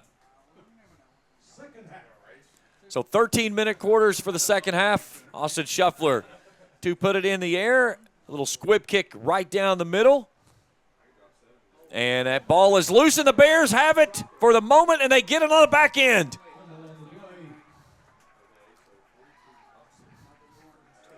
Elijah King Turner, the senior out of Oakland, California, with the recovery. And the Bears offense with a squib kick comes up with a recovery, and they'll have it at the 22 of the Knights to start the second half.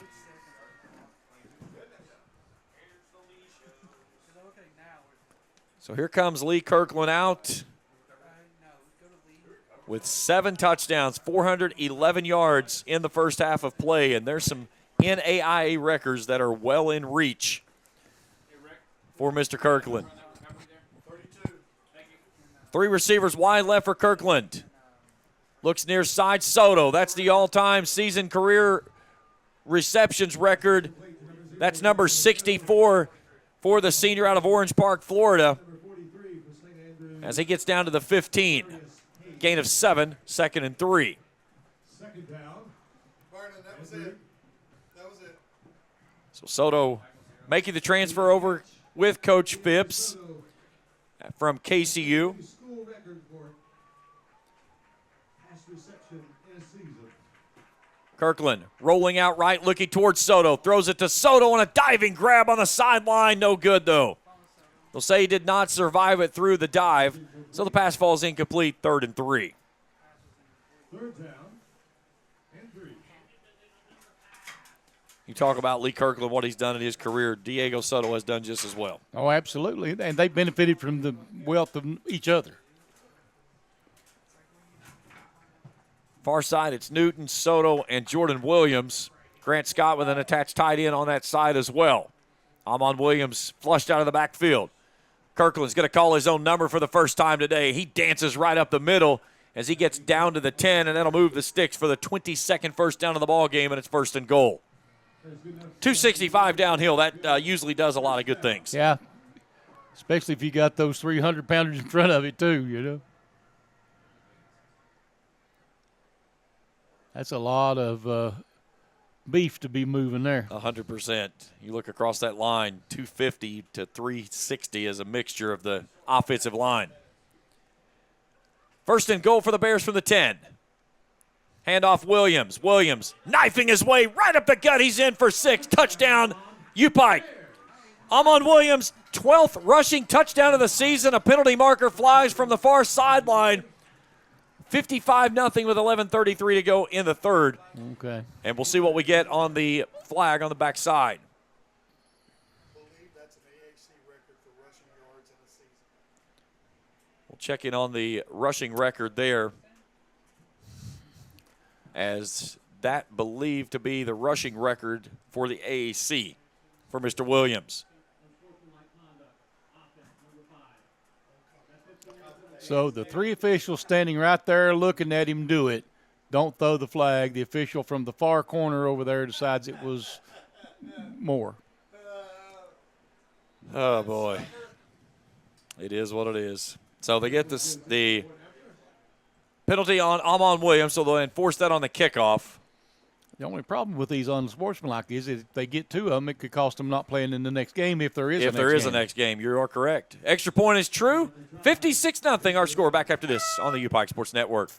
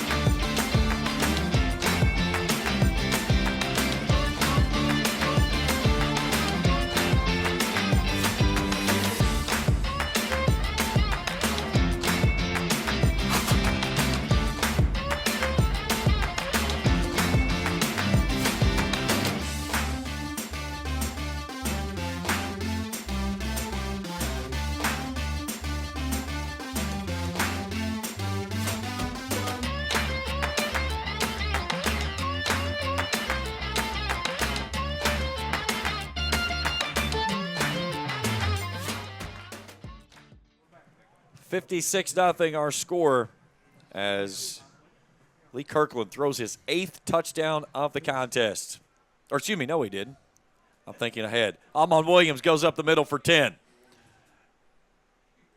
My mistake. I was trying to put one too many out there too quick.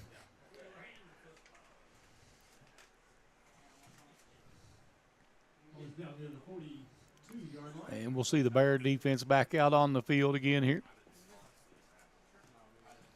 So we'll see where they put the football. Put it at the 42. The 1st and 10 for the Knights, getting their first series here after the squib kick was fumbled. And the Bears recovered it to start the second half. So Kendrick Patterson, 12 of 25, 96 yards, 2 interceptions. Trips bunched up to the wide side right, 2 to the right, to the left. Patterson Slings it out near side. Lyons is there and immediately met on the near sideline by Clayton Hutto. He'll get out to the 44, a gain of 2, second down 8. And Chuck Moore with some good sportsmanship there, just held him up and tapped him on the head. 17-9 point leading Bluefield headed to the fourth and final stanza. Now they'll flip the trip set to the wide side left, still stacked up with 2 to the right. Patterson looking across the middle, steps out of the pressure. He's going to run it, and it gets shoved out of bounds into the Bears bench by Elijah King Turner.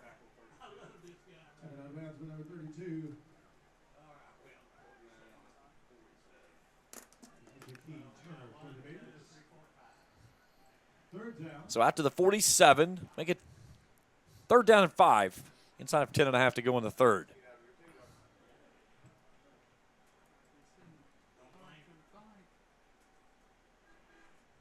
Hello? Is this the party to whom I'm speaking? Twin set for Patterson. Bears showing blitz. They send 4. Patterson airs it out, going toward the far sideline, and Javion Shepard gets tied up with Juwan Lyons, and they're going to get him on the pass interference call.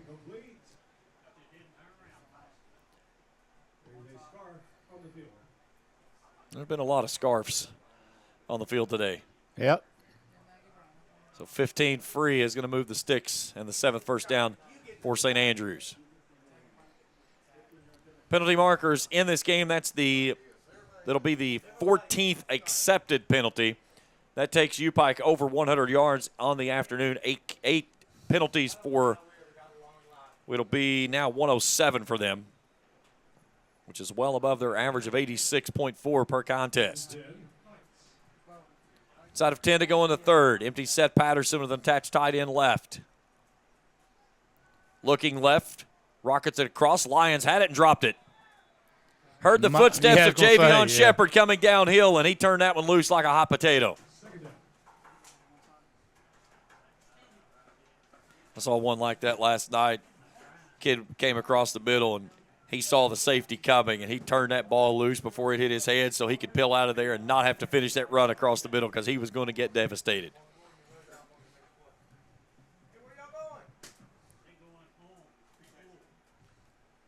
Second down 10, inside of 10 to go in the third. Play clock at 5 for Patterson. With the game clock not moving.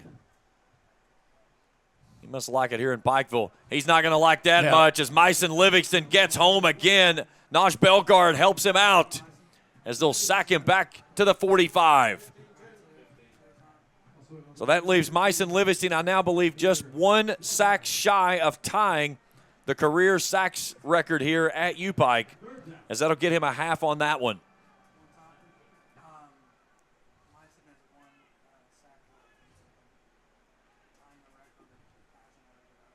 So 3rd and 17 as the Knights have worked behind the sticks much of the afternoon here on this late afternoon Saturday in the mountains. Patterson rifles it near sideline. Lyons makes the grab. Hutto has him wrapped up, and it's going to be well short of the marker to gain. It'll be inside the 35 down to the 33. 4th down coming up for the Knights. Make it about 4th and 5. They need the 28 to move the sticks. Inside of 9 to go here in the third period. 56-0. Bears leading after leading at 49-0 at halftime.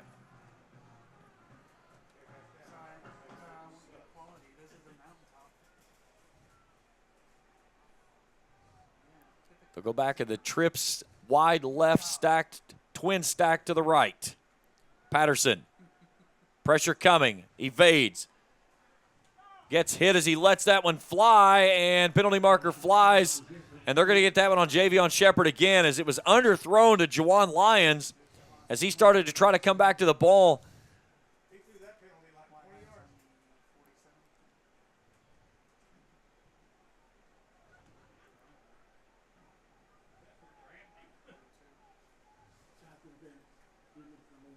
So That's the second accepted pass interference penalty on Javion Shepard on this drive.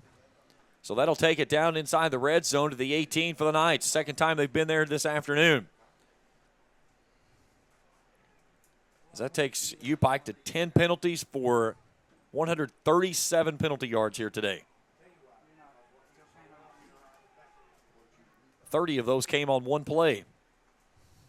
Patterson looks out to the far side, and that's intercepted. Threw that one right in the hands of Elijah King-Turner. He breaks free to the sideline with blockers out in front. Across midfield, still rumbling and stumbling, and he's pushed out of bounds in the Knights bench. And a penalty marker on the near side. That's probably going to be a sideline warning on the Bears, as the official coming up the sideline has apparently made contact with somebody, because that one was right in front of the bench and the play was all the way on the other side. Well, at least I hope it was. That's what it is. Because if he called a flag on that other side of the field, I would be very disappointed in him. So Elijah King-Turner hauls in his first interception of the season, a third of the ball game for the Bears defense. We've got the ball down to the 40-yard line for the Knights. And then they're going to put it at the 42, and they're going to walk it back from there.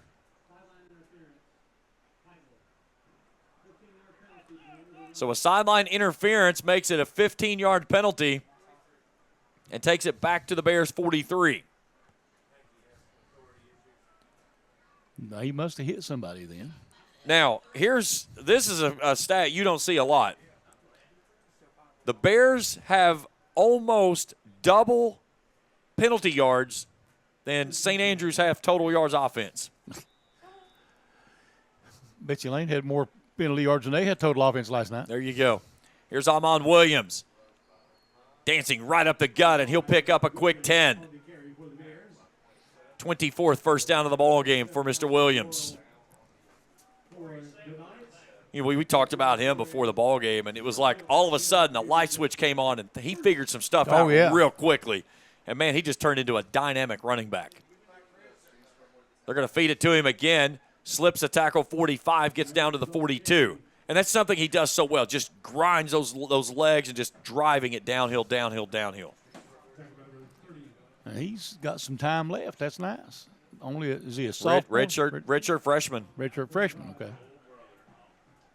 Had 28 carries for 84 yards, and that lost a point. Kirkland steps up in the pocket, going near sideline, looking for Brandon Newton, and it's incomplete. 3rd and 5.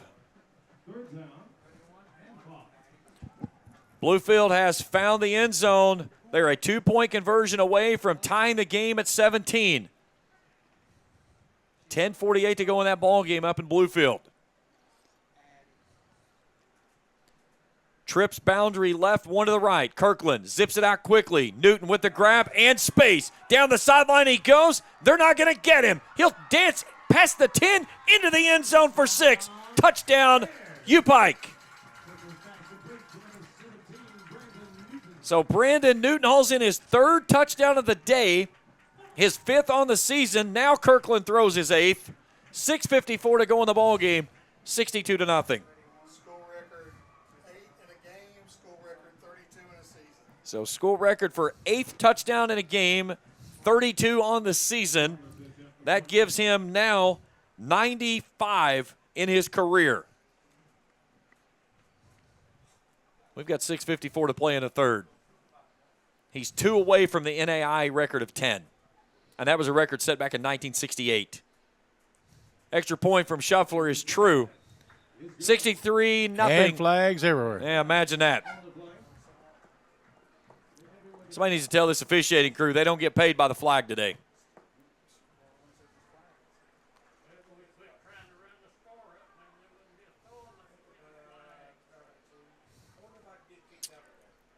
What are they going to call?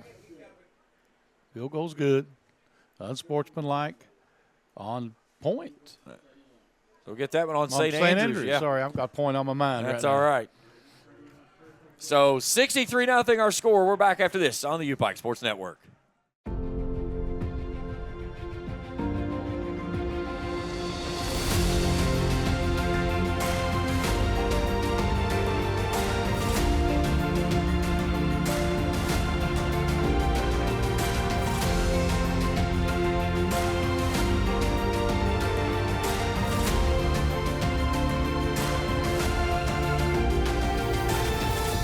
your dreams at the University of Pikeville.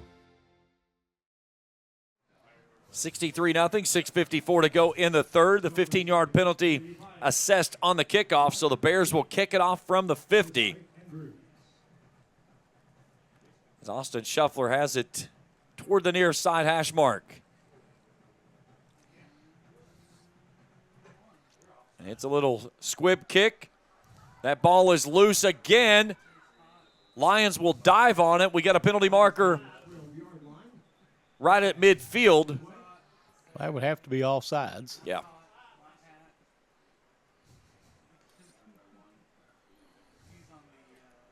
Back to that point Bluefield game, the 2-point conversion for Bluefield failed.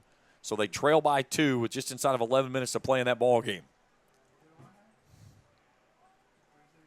Again, keeping a close eye on that game because a point loss would then leave only Reinhardt and UPIKE as one-loss teams in the conference, would then give UPIKE the outright conference championship. So they're going to tag that 5 onto the end of the kick instead of making them re-kick it. So Which if I was St. Andrews, I don't know if I'd want to handle it if kick or not. They're not a very same good thing. job of it. No. So back to the 17. Patterson will start. First down and 10.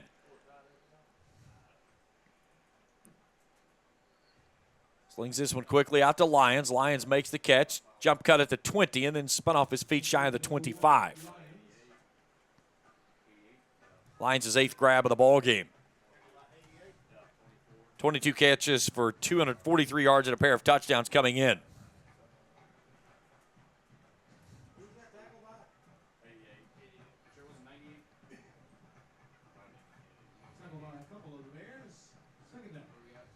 Same set, 2nd down and 2 on the 8-yard gain. Patterson stands in the pocket, pressure coming off the edge, floats it across the middle, and Lyons makes a nice catch, sliding across the 45 of the Bears. Penalty marker in the backfield, and they're going to add 15 on the backside of this as they're going to get that one on a late hit from Naj Belgard.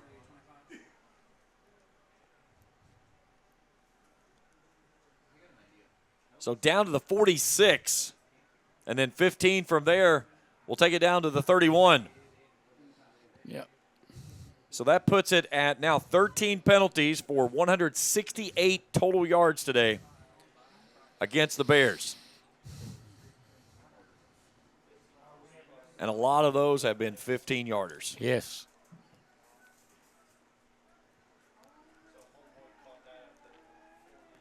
What a catch there by Jawan Lyons.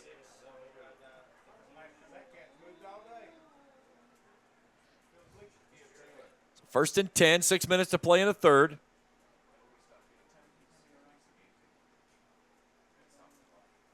Patterson backpedals with the play clock down inside of 10 now.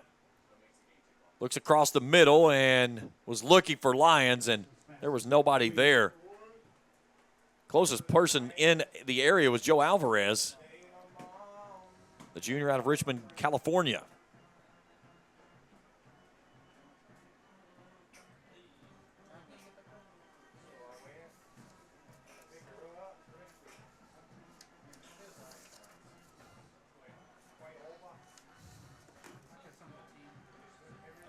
So clock rested with 5:44 to go. Here in quarter number 3. Twin set for Patterson between the hashes. Looking left, pumps, lets it go. Has his man, makes the catch. That's Standiford. He's inside the 20, down near the 15. That'll move the sticks. And a 9th first down for the Knights. So get down to the 16-yard line.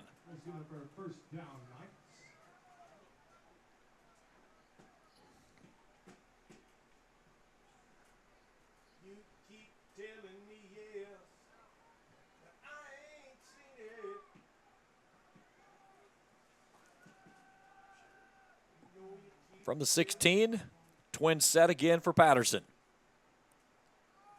Steps up in the pocket. Sidearms this one to Lyons. Lyons makes the grab inside the 5. It'll be spun down. They'll spot him at the 4.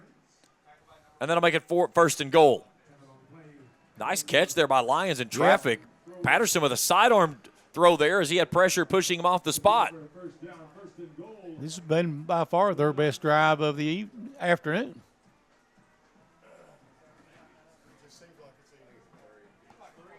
It's felt like even the whole day long. Very gloomy day with cloud covers hanging over the area. And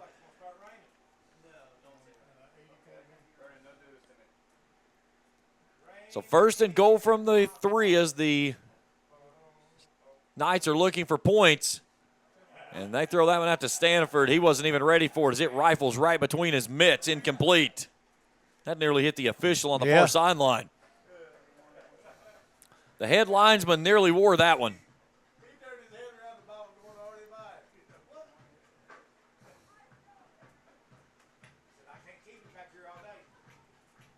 It was like the old saying off of Top Gun said, "Where'd he go?" He said, "Where'd who go?" Yep.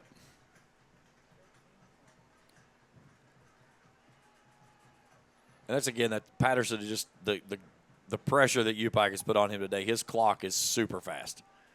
He does not hold on to the ball for much more than 2 seconds before he takes off running if he still has it in his hands. Looks right, pumps, fades, near side. Trevor Carter was there, but it's over top of his hands and into the hands of Jawan Lyons. And Lyons hauls in for the 6. And the Knights dent the scoreboard here with 4:08 to go in the third. And that was the perfect pass. It was just tall, and you had just enough arch on it to get over the defender and land right in the hands of the receiver. And you got Trevor Carter out there, the 6'3" transfer out of Cincinnati. And he was airborne trying to pull that one down, but just lofted it over top of his hands. A soft touch there by Patterson as he throws his 4th touchdown of the season. It looked like an alley stone 3, Rick. Seen that many times. Yep. Well, she lets go of it. It looks like it's going to go in, that's for sure. Bryce McKenzie for the extra point. I've watched Allie Stone do things with basketballs that you would never believe. It's just sometimes she'll come across midcourt, and next thing you know, you'll stop at the half-court stripe, shift one way, and next thing you know, she's laying it up, then gets a turnover, back down, pops a 3. Just a phenomenal young lady. She is. Heck of a ball player there, rewriting the record books at West Carter High School and playing under Faith Kahn and Aaron Rayburn. So the delay of game penalty backs it up 5, so a little bit longer of an extra point try. Her and Rachel Bush, though, they are a dynamic duo. Yes. Rachel could probably be a double-double just about every night.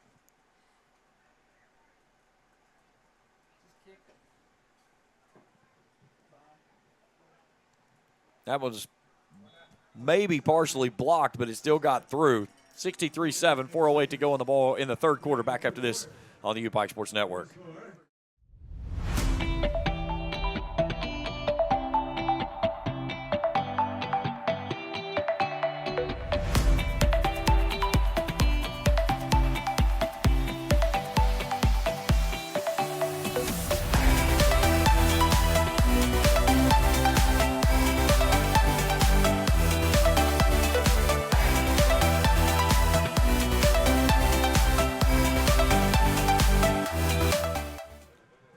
Well, a 7-play, 78-yard drive, the best of the afternoon for the Knights, results in 6. The extra point is true, and Quincy Carter with a nice return here as he gets tossed to the ground. But a nice return after Amari Boomer throws him down at the 45. Patterson to Lyons on the touchdown toss. That gets the Knights on the board.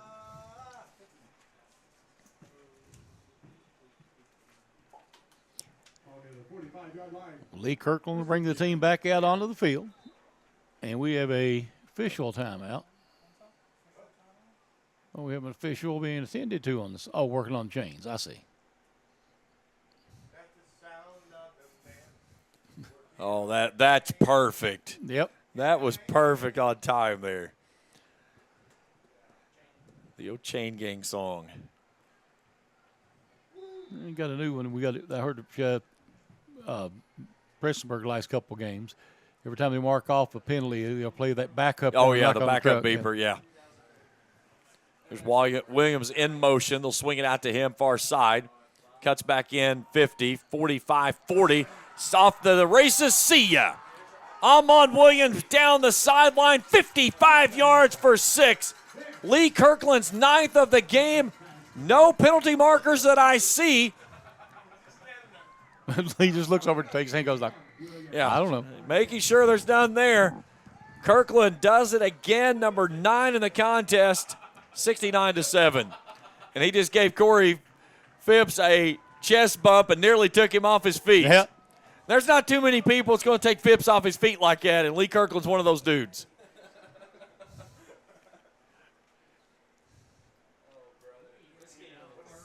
So Shuffler trying to stay perfect on the day.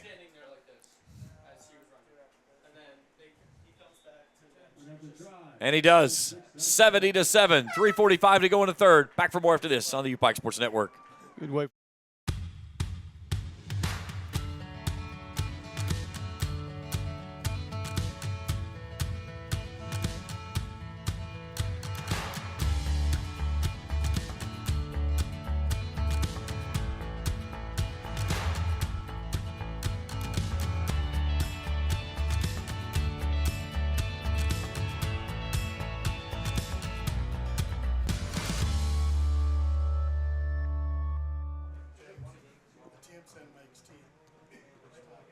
So Austin Shuffler has tied the single season PAT attempts and makes in a game, as he now has 10 in this one.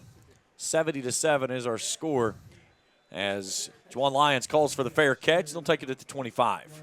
I like that rule they brought in. I think it was last year, when if you were inside the 20-yard line, you can call for the fair catch, and it brings the ball back out to 25, the same as it would be inside the end zone. So 25-yard line for the Knights, trailing 70-7, 3:45 to go here in the third. We're playing 13-minute quarters here in the second half. Lee Kirkland now one touchdown away from tying the NAIA record of 10 passing touchdowns. He has 520 yards in the game, 96 total touchdowns in his career. Patterson lets this one fly far side, and it was nearly caught. Ray Barber had it in his hands with tight coverage far sideline. It falls incomplete, second down.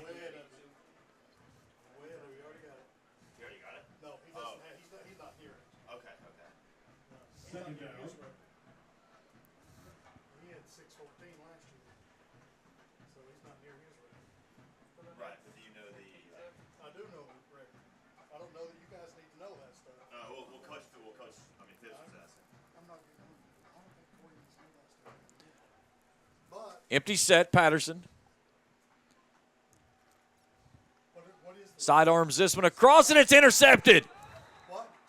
On the back line.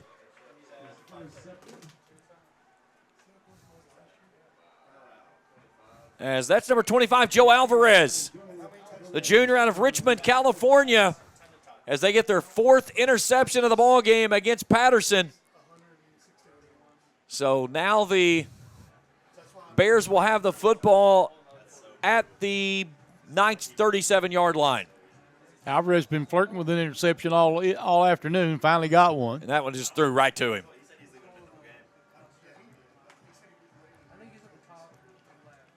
So 3:31 to play in the third. Lee Kirkland and his offense returns. In their final home game and career here in UPIKE. 3 receivers wide left, and a penalty marker flies, and a delay of game.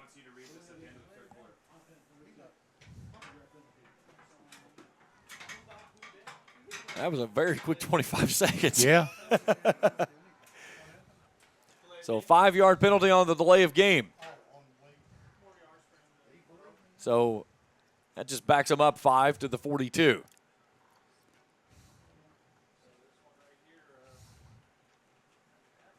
Kirkland empties the backfield now.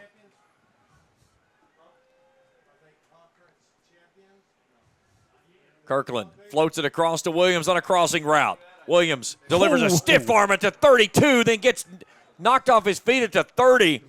But he looked out and said, hey, Mr. Nigel Pierce, sit down. What a stiff arm there by the redshirt freshman. He just leveled him. You don't see that one often. He's got a school record. This game, 9. He's got the record for in the season. Second down and 4 coming up. Kirkland trips boundary left, 1 to the right. That's Newton. Handoff Williams. Williams stretching it to the outside. Cuts back inside.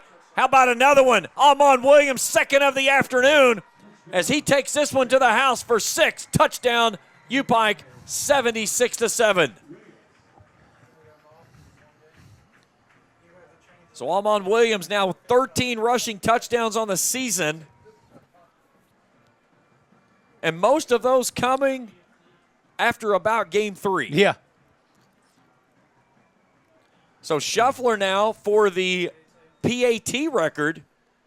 If he booms this one through, that will give him for the most PATs made in a game of 11. It's back, it's down, it's up, and lucky number 11 splits the uprights. 2:36 to go in the third. 7 across the board, 77-7. Back after this on the UPIKE Sports Network.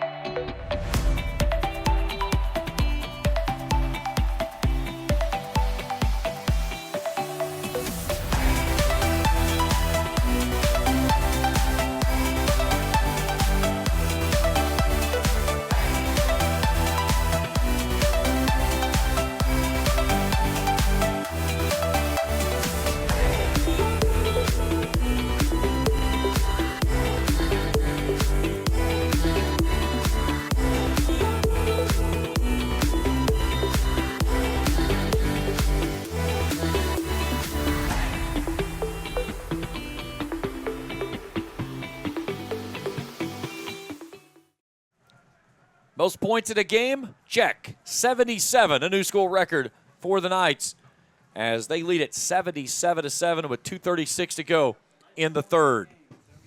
Shuffler hangs this one near sideline. Lions will pick it up on the near side, and I did not see him signal for a fair catch. Well, it don't matter. He didn't catch it. He scooped it up and grabbed it with one hand and started moving forward, and the officials said, nope, that's it, touchback. And now they're trying to tell him that he did. No, his arm movement was him reaching out to grab the football. That was not him calling a fair catch. Either way. I thought the ball hit the ground and he picked it up off the ground. Yeah, he scooped it like this, and the official took that as calling a fair catch. But if once it hit the ground, it's not a fair catch. Yeah, it's you got to make that signal before the ball hits the ground. Oh, well. It is what it is. Whatever. I mean, it is what it is. There's nothing to argue about if you're a coach at this point. So the most points scored in a game breaks the record from 2017 when they hung 70 against KCU. 2:32 to go in the third. Quick out comes near sideline, and that one's incomplete as Xavier Carmichael takes a big pop there. Second down and 10. Yeah, he was just waiting for him on that one. Tommy Turner hit him almost the time ball hit his hands. I mean, about as close as you could get without getting a penalty.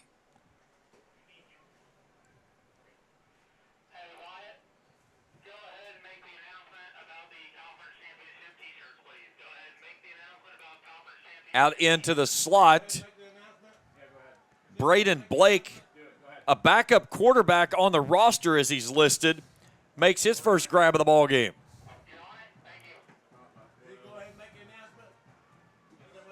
So make it 3rd down and 4 as we'll go inside of 2 minutes on this snap.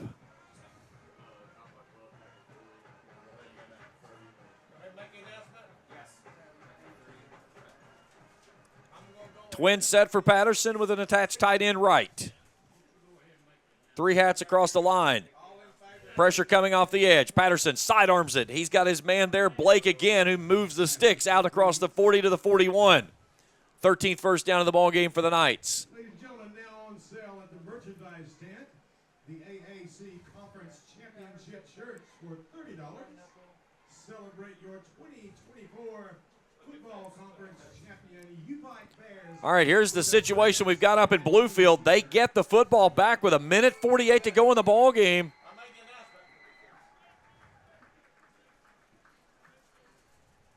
Down by 2 are the Rams. Well, they got a chance. So keep a close eye on that one. Patterson rolling out right. Penalty marker flies. That's going to be a hold. Oh, yeah. Poulet got held all the way across the line. Lee Kirkland catches the pass. That's what they need to do today. They need Lee to go out and catch a pass. Has Lee ever caught a pass in his history? Not that I know of.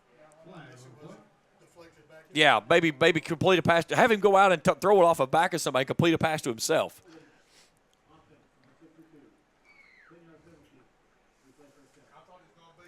So they'll get it on the center, Nick Hedrick, 6'1", 305-pound senior.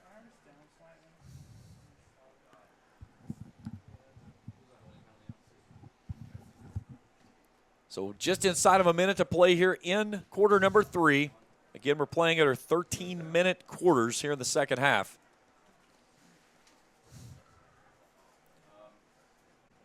So 1st and 20 for Patterson. Floats this one across to Carmichael. Carmichael immediately met. Ball pops loose at the end, but Caleb Anderson making the stop.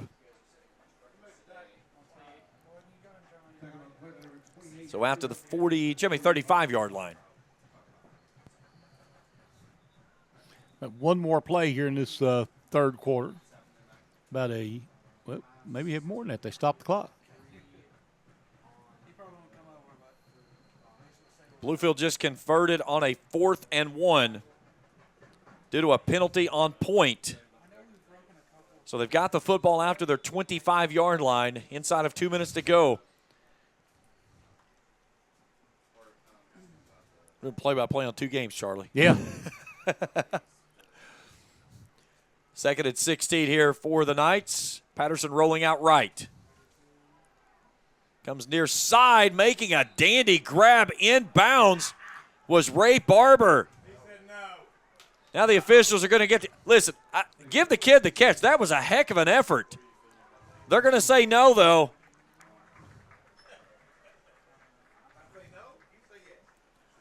So incomplete pass stops the clock with 11.4 seconds to go.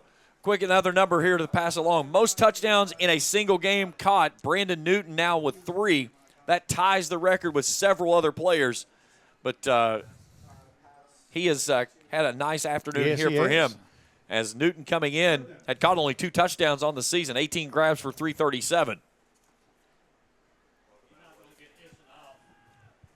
Bluefield now with the ball across midfield. They've got it to the .49, and they have a kicker with a leg.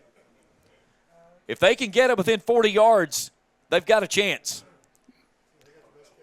Yes, they have the best kicker in the league. We've got a timeout here on the field, Bluefield, I believe.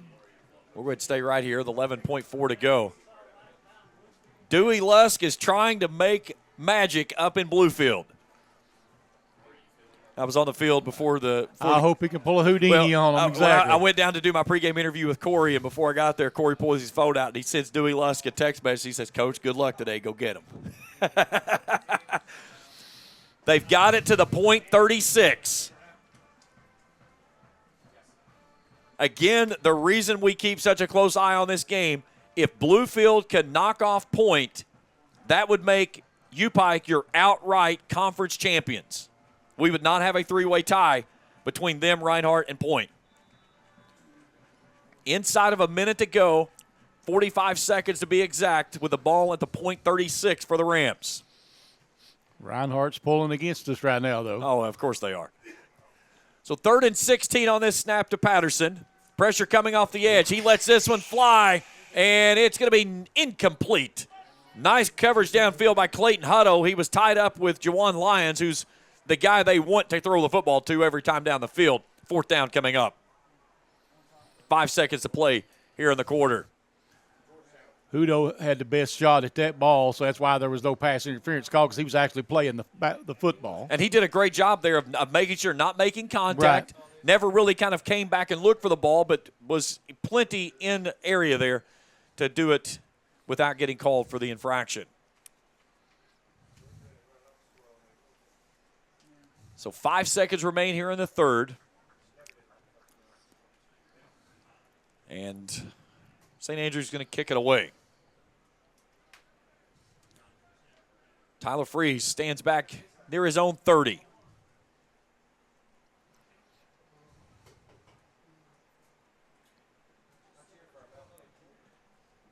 Nice kick there by Louis. Freeze fields it at the 29. Sheds There's a the tackle horn. near sideline, comes across midfield, cuts back at the 50 and then gets tackled from behind. But a nice return there by Tyler Freeze. And the Bears will start on the positive side of the 50 as we go to the fourth after this on the UPIKE Sports Network.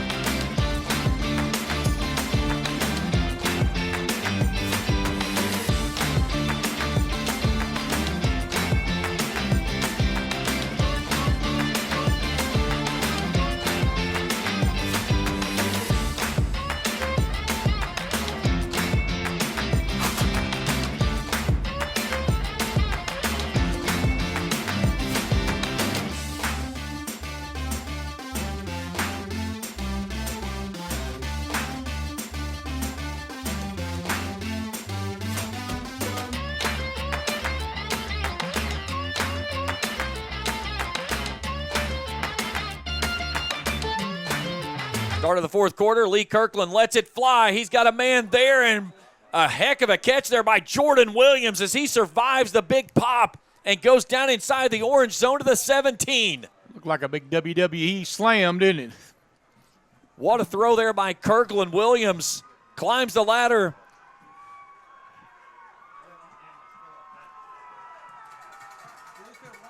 They're getting news from up in Bluefield.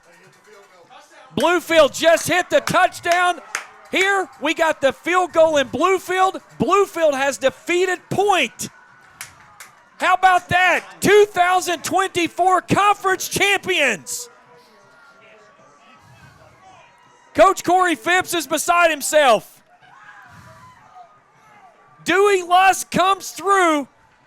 The Bluefield Rams defeat Point 18-17 on a field goal. 18-17 your final up in Bluefield. 83-7 here. Conference champs, baby. 2-point conversion fails. I know we missed a touchdown call over here, but I think conference champions outright is a pretty awesome thing. Yeah.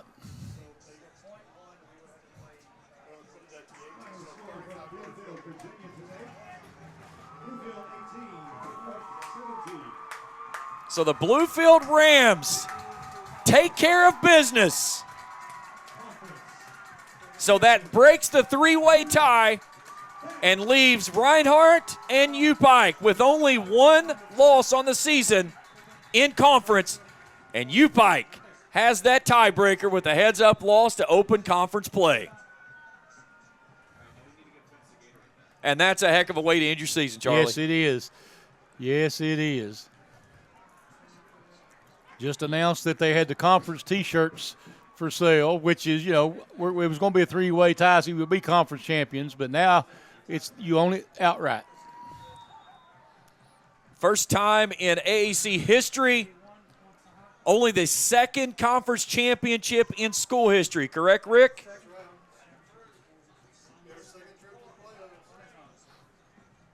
And we are going postseason time. Rick and I were blessed to see the first playoff game. A 35-yard field goal from Bluefield right down the pipe. And again, Charlie, we talked about this so many times. Oh, yeah. It is hard to go to play it fair Bluefield and win. Yes, it is. Walk off, yeah. Thank you, Dewey Lusk.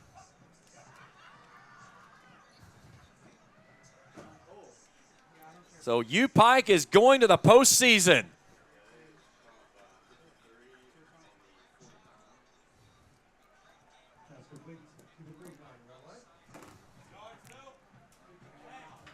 So 83-7. And let's dig back into our game here and try to. So Lee Kirkland has tied, by the way, the NAIA record for 10 passing touchdowns in a game. The problem that we didn't get that is about the time Lee threw that pass, Bluefield kicked the field goal to clinch the conference championship for the Bears. 10 passing touchdowns for Lee Kirkland.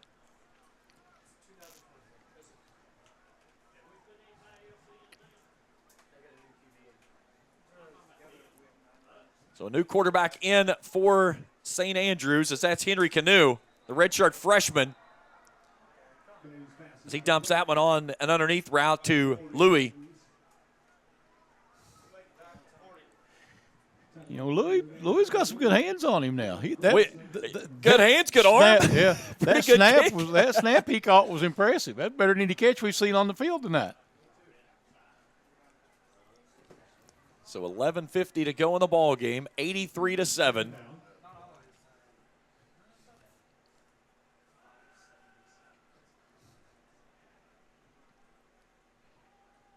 Out to Lyons.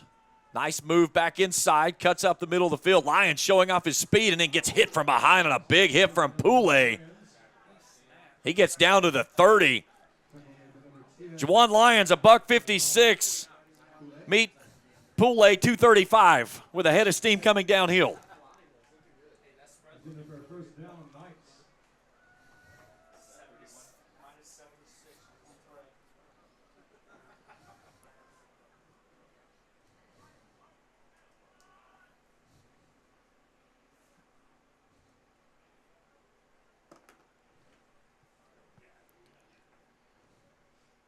Canoe pumps, now takes off. Makes a nice move up the middle, and he's down inside the 10. Now, redshirt freshman showing off a little bit of speed right there. So make it 1st and goal from the 8 for the Knights. A lot of defensive substitutions out there for the Bears. If you've got a jersey on today, you're going to play. You look down here, Coach Phipps bringing all of his guys together.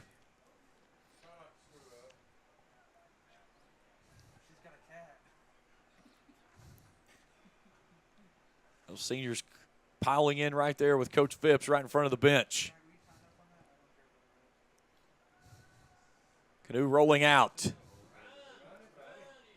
Tries to cut back inside, and he gets slammed to the turf. That's Elijah King-Turner that makes the stop. So we go inside of 10 to play.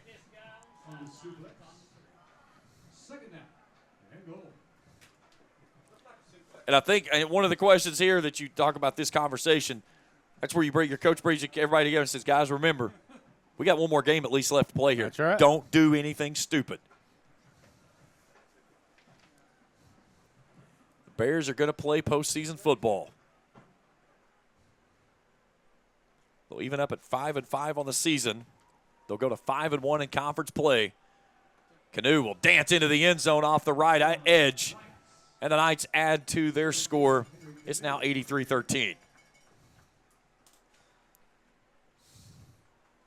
So Henry Canoe, redshirt freshman, his first rushing touchdown of the season. An 8-yard scamper.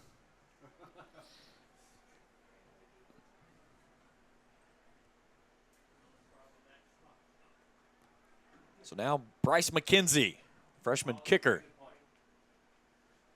Low snap. They get it down and up, and he gets it through. 83-14, back after this on the UPIKE Sports Network.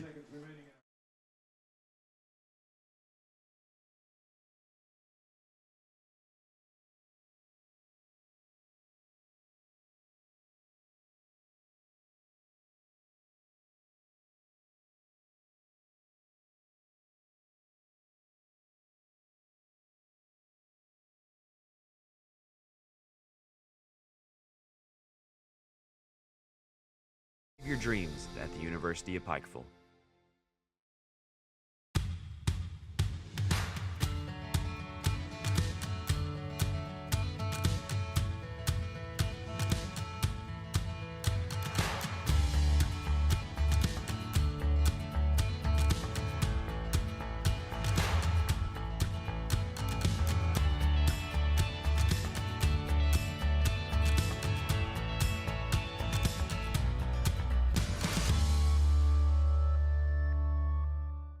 The player being attended to has been Tate.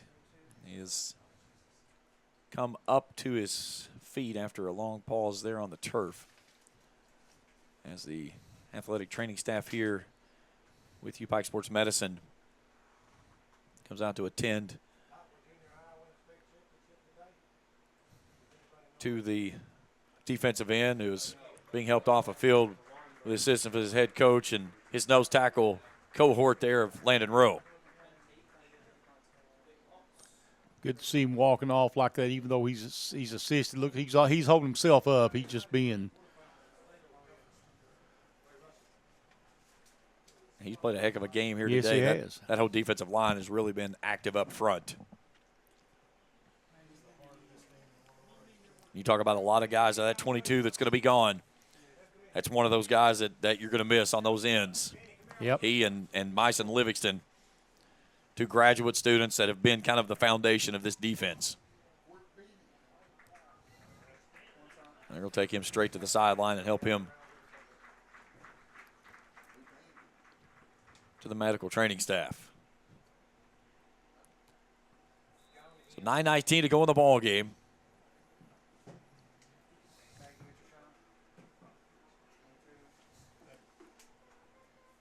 Onside kick attempt, and it is fielded cleanly at the 48.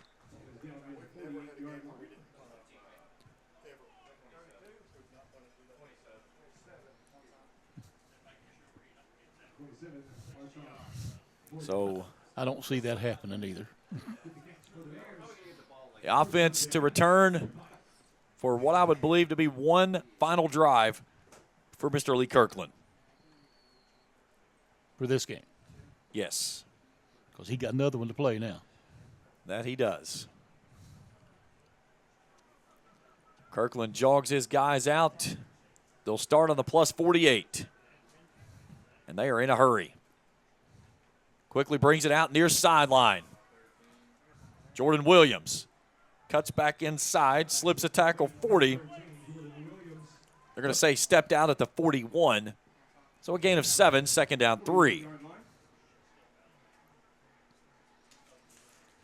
Kirkland rapidly approaching his most yards in a game record at 614. That happened last year. Back out to Williams again. Williams cuts back inside, down the sideline, and gets knocked off his feet into his bench after crossing the 25.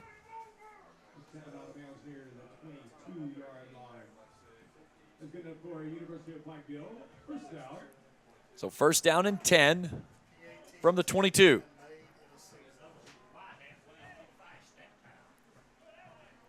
Kirkland sidearms it out to Williams again. Williams tight roping the sideline, trying to get in, but he doesn't. So PAT attempts and makes in a season now. I think we talked about that. We got it with so many records set tonight. It's hard, Yeah, there's a lot to say. of Rick Bentley's got a lot of work to do after this game, rewriting the record books. And a hat tip to him for everything that he does. A phenomenal job of keeping up with all the stuff, and as soon as it happens, immediately giving us that information. Well, he and I have seen most of it. Yeah, you guys have been around for a while for sure. Here's Kirkland. Throws it out to the far sideline. He's got Brandon Newton there. Newton trying to do a little shimmy shake, and he does, and he gets in for 6, and there's the record. The NAIA record from 1968 falls here today as Lee Kirkland throws his 11th passing touchdown and makes it 89-14. Brandon Newton just caught his 4th touchdown pass. That is a school record for most touchdowns in a game.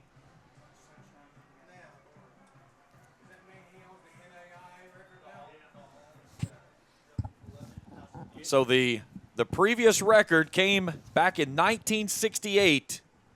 Bruce Swanson, North Park, Illinois versus North Central in Division III. So Lee Kirkland has put his name in one of the big record books here today. 90-14 as Lee Kirkland has taken over the record of most passing touchdowns in a game with number 11. And I would say, Mr. Kirkland, now take the helmet off. Yeah. And you want to talk about a game to remember as a senior day. You rewrite the record books. You get the conference championship while you're on the field the same moment that you throw the touchdown that ties the record, and then you go right down and break the record on the backside of it.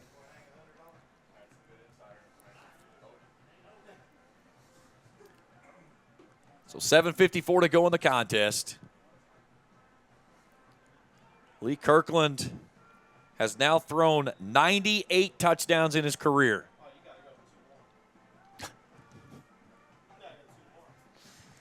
Had 87 coming into this ball game.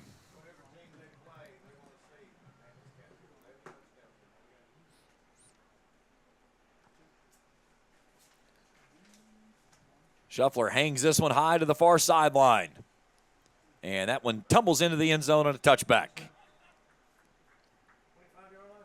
I think it's the first time we've seen that. Good kickoff there by him. And he's, you know, you watch him hit kick today. Everything is, they've had it situated to where they go to that far right corner. Right. And he's done a good job with it today, and especially on some of the squibs, has been something that has been a good piece of the kicking game of working that ball down the middle. Stay tuned with us for post-game coverage. We'll go to the field. We'll talk with Coach Corey Phipps, talk with some players as they're going to celebrate the 2024 AAC regular season conference championship. A great way to close out senior day here for the Bears. Canoe lets this one fly, far sideline. Karan Thrower had it on his fingertips, but can't haul it in. So Kirkland has broken most yards in a game. He now at 625. He broke it also most attempts in a game with completions in a game of 39. The previous was 38. Both of those coming last year on September 30th.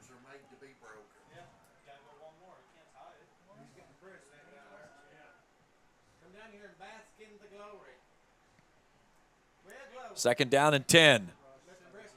Canoe comes off the near side and takes a big pop by Caleb Anderson. After crossing the 30, he'll get out to the 32, and Anderson's a little slow to come up.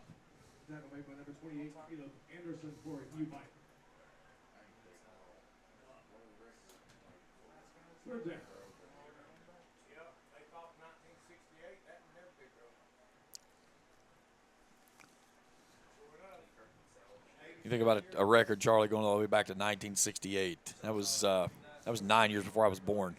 I was 7. Rick just kind of looks over here. Here's one.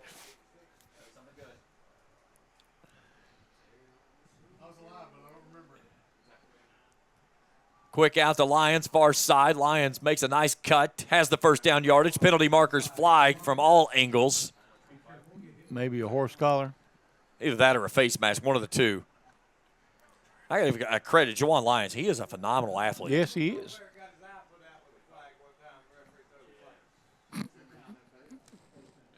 And they did get a face mask there on UPIKE. Rick, this is a record that you're probably going to have as well. Most penalty yards in a game. Yeah. We're at 192 now. Combined or for one team? One team. 15 for 192 now for UPIKE.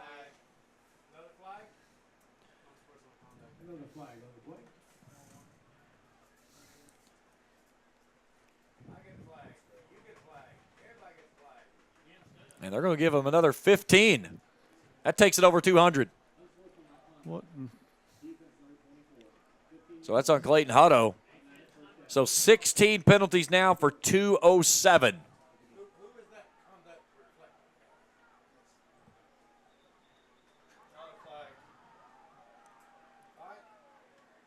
No, on UPIKE again. Flag on the play. Just trying to let them come down the field and score. Unsportsmanlike conduct. Defense, number 24. That's his second. He's done.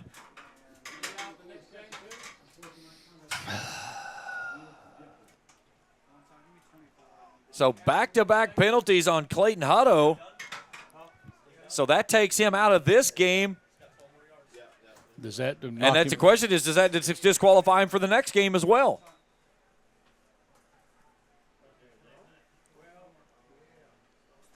So now the ball's all the way down to the 19 for the Knights.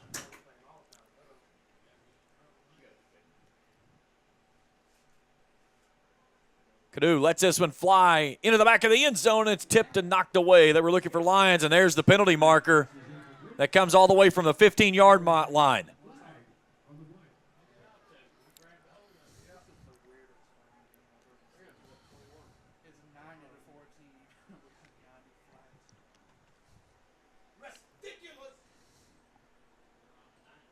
We've had 25 accepted penalties thus far in this ball game.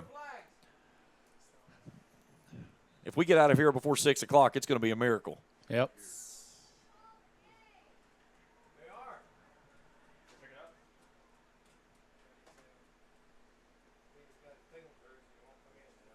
And now timeout requested. Timeout on the field. There is no foul for pass interference. Timeout. You Indian giver. So 6:27 to go in the ball game. They got a little flag happy here at the end. Yes. You know, and the big thing about being a good official is not having rabbit ears for one thing. Of course, now if I don't know what was said, and if what was said was right, then I agree with the penalty. But it seemed like they wanted to start throwing a lot more flags here in the last couple of minutes. Well, and for whatever it was, Hutto got it quick. It came, and then it came again in rapid succession. He was looking for the second flag. Yes. That's what I was. That's why I guess what I'm getting at. Yeah, and I think that's pretty much the conversation that Coach Corey Phipps took there with the timeout of trying to figure out what happened with Hutto, because as soon as Hutto came off, Phipps grabbed him and brought him down the sideline, got his side of the conversation, and then brought the official over who threw the flag and said, okay, tell me what you had.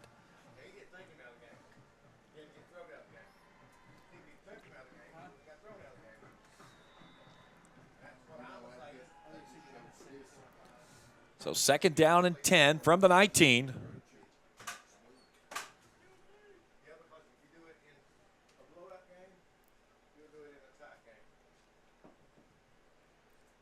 Canoe quickly out to Lyons. Lyons on a little bubble screen. Cuts back in the middle of the field. So just inside the 15, down to the 13. So gain of 6 on the play, makes it 3rd down and 4. We'll go inside of 6 minutes on this snap.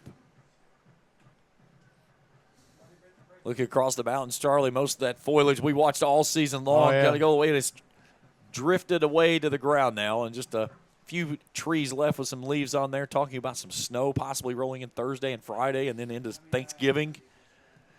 I saw a woolly worm last week, and it was solid black. It's not good. That's not a good sign if you're not a winter lover. Here's Canoe, calls his own number, and he runs into the outstretched arms of Jalen Flowers, the 330-pound freshman out of Montgomery, Alabama. It's 4th down.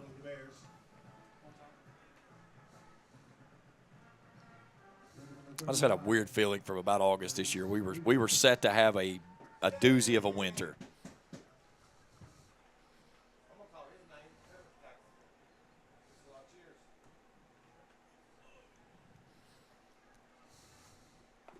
So we'll go inside of 5 on this snap. Yes, it has dragged along.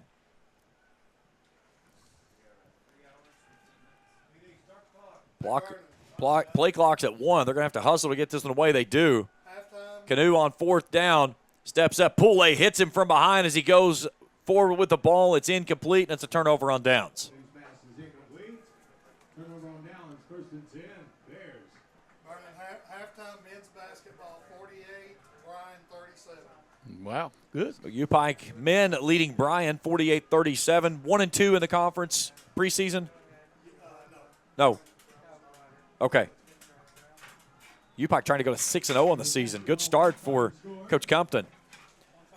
At the half, UPIKE 48, Bryan 37 in men's basketball action. L.A. Walker's a road player. He's got 15. L.A. Walker with 15 at the half in that win, or in that first half of performance, excuse me.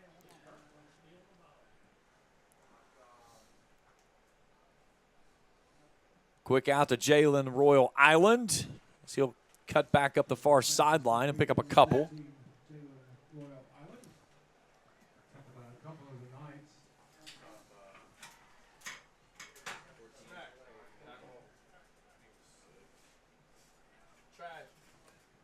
4.5 to go in the ball game.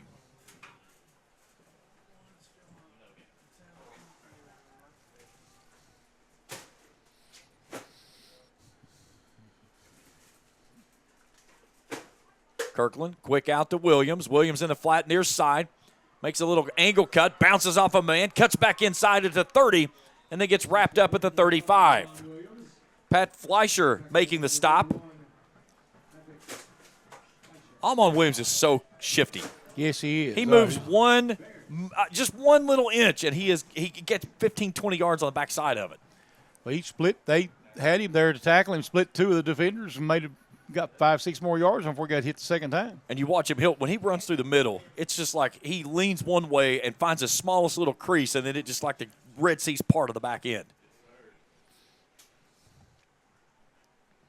What's that national record again? Here's Williams. Driving it. Oh, excuse me, that's Christian, my mistake. As he'll pick up 5 right up the gut for a gain of 5. Where'd Ryan Tyler go? Second down and 5. Don't.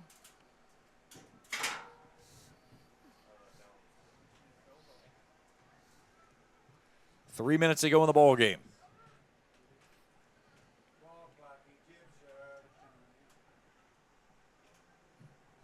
Three new players lined up for the Bears on the near side.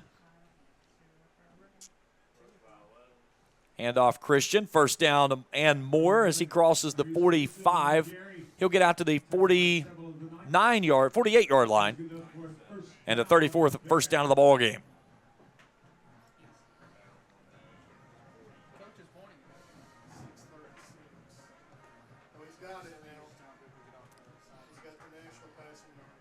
So the national record for most yardage in a game is also in the hands of one Lee Kirkland.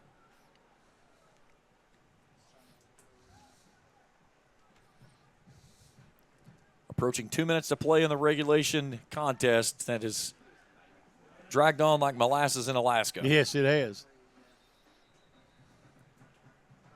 And now timeout, UPIKE. Oh, no, excuse me. That takes us to our 2-minute timeout. We'll step out as well. We're back for more after this on the UPIKE Sports Network.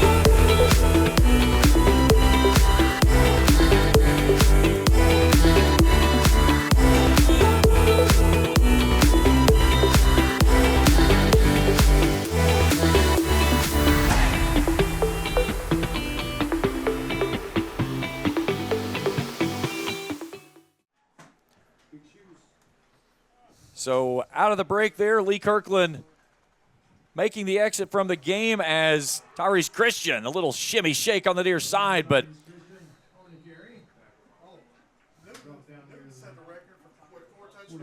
so we get Lee Kirkland has the all-time NAIA most yards in a game as well today with 646. That's also, of course, the school record. He broke his own record last year for 614.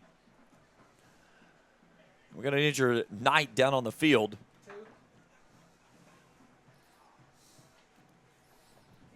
So all kinds of records that's being rewritten here.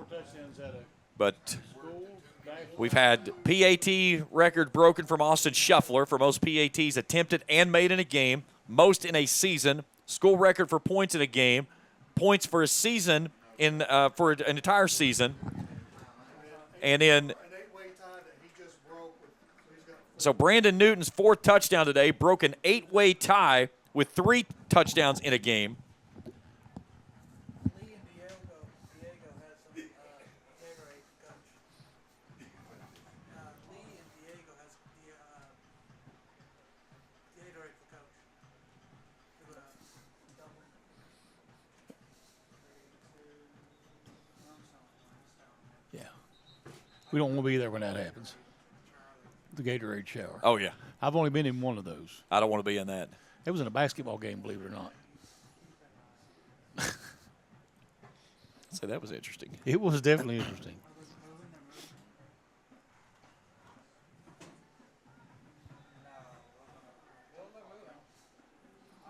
I think we're on. Yeah, we're still on, yeah. Well, they're going. Okay. 2. Yeah, give me coach. 45. So Christian on another carry. Nice stop there for the senior. Coach just got the Gatorade bath, I believe. Yeah, he did. They did it right when they snapped. You can see the orange ice down here on the field.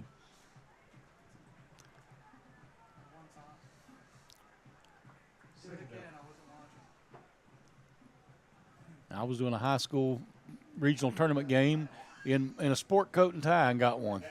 I pulled ice out of my pockets for 5 minutes. So the favorite formation for any team, victory formation.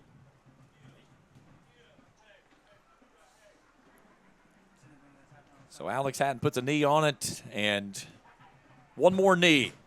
And that'll wrap up the 2024 regular season with a record-breaking day here for the Bears on Senior Day. But most important thing, the Bears are your 2024 AAC regular season champions. As Hatton will take the snap and put a knee to it. The clock will run across 30 and down to zeros. And the Bears will call this one a victory. Yes, sir. Final score here today at Hambly. UPIKE defeats St. Andrews by a final score of 90-14. We'll step out for a break. I'll head to the field for post-game commentary. Coach gets another Gatorade bath midfield. We continue our coverage in post-game after this on the UPIKE Sports Network.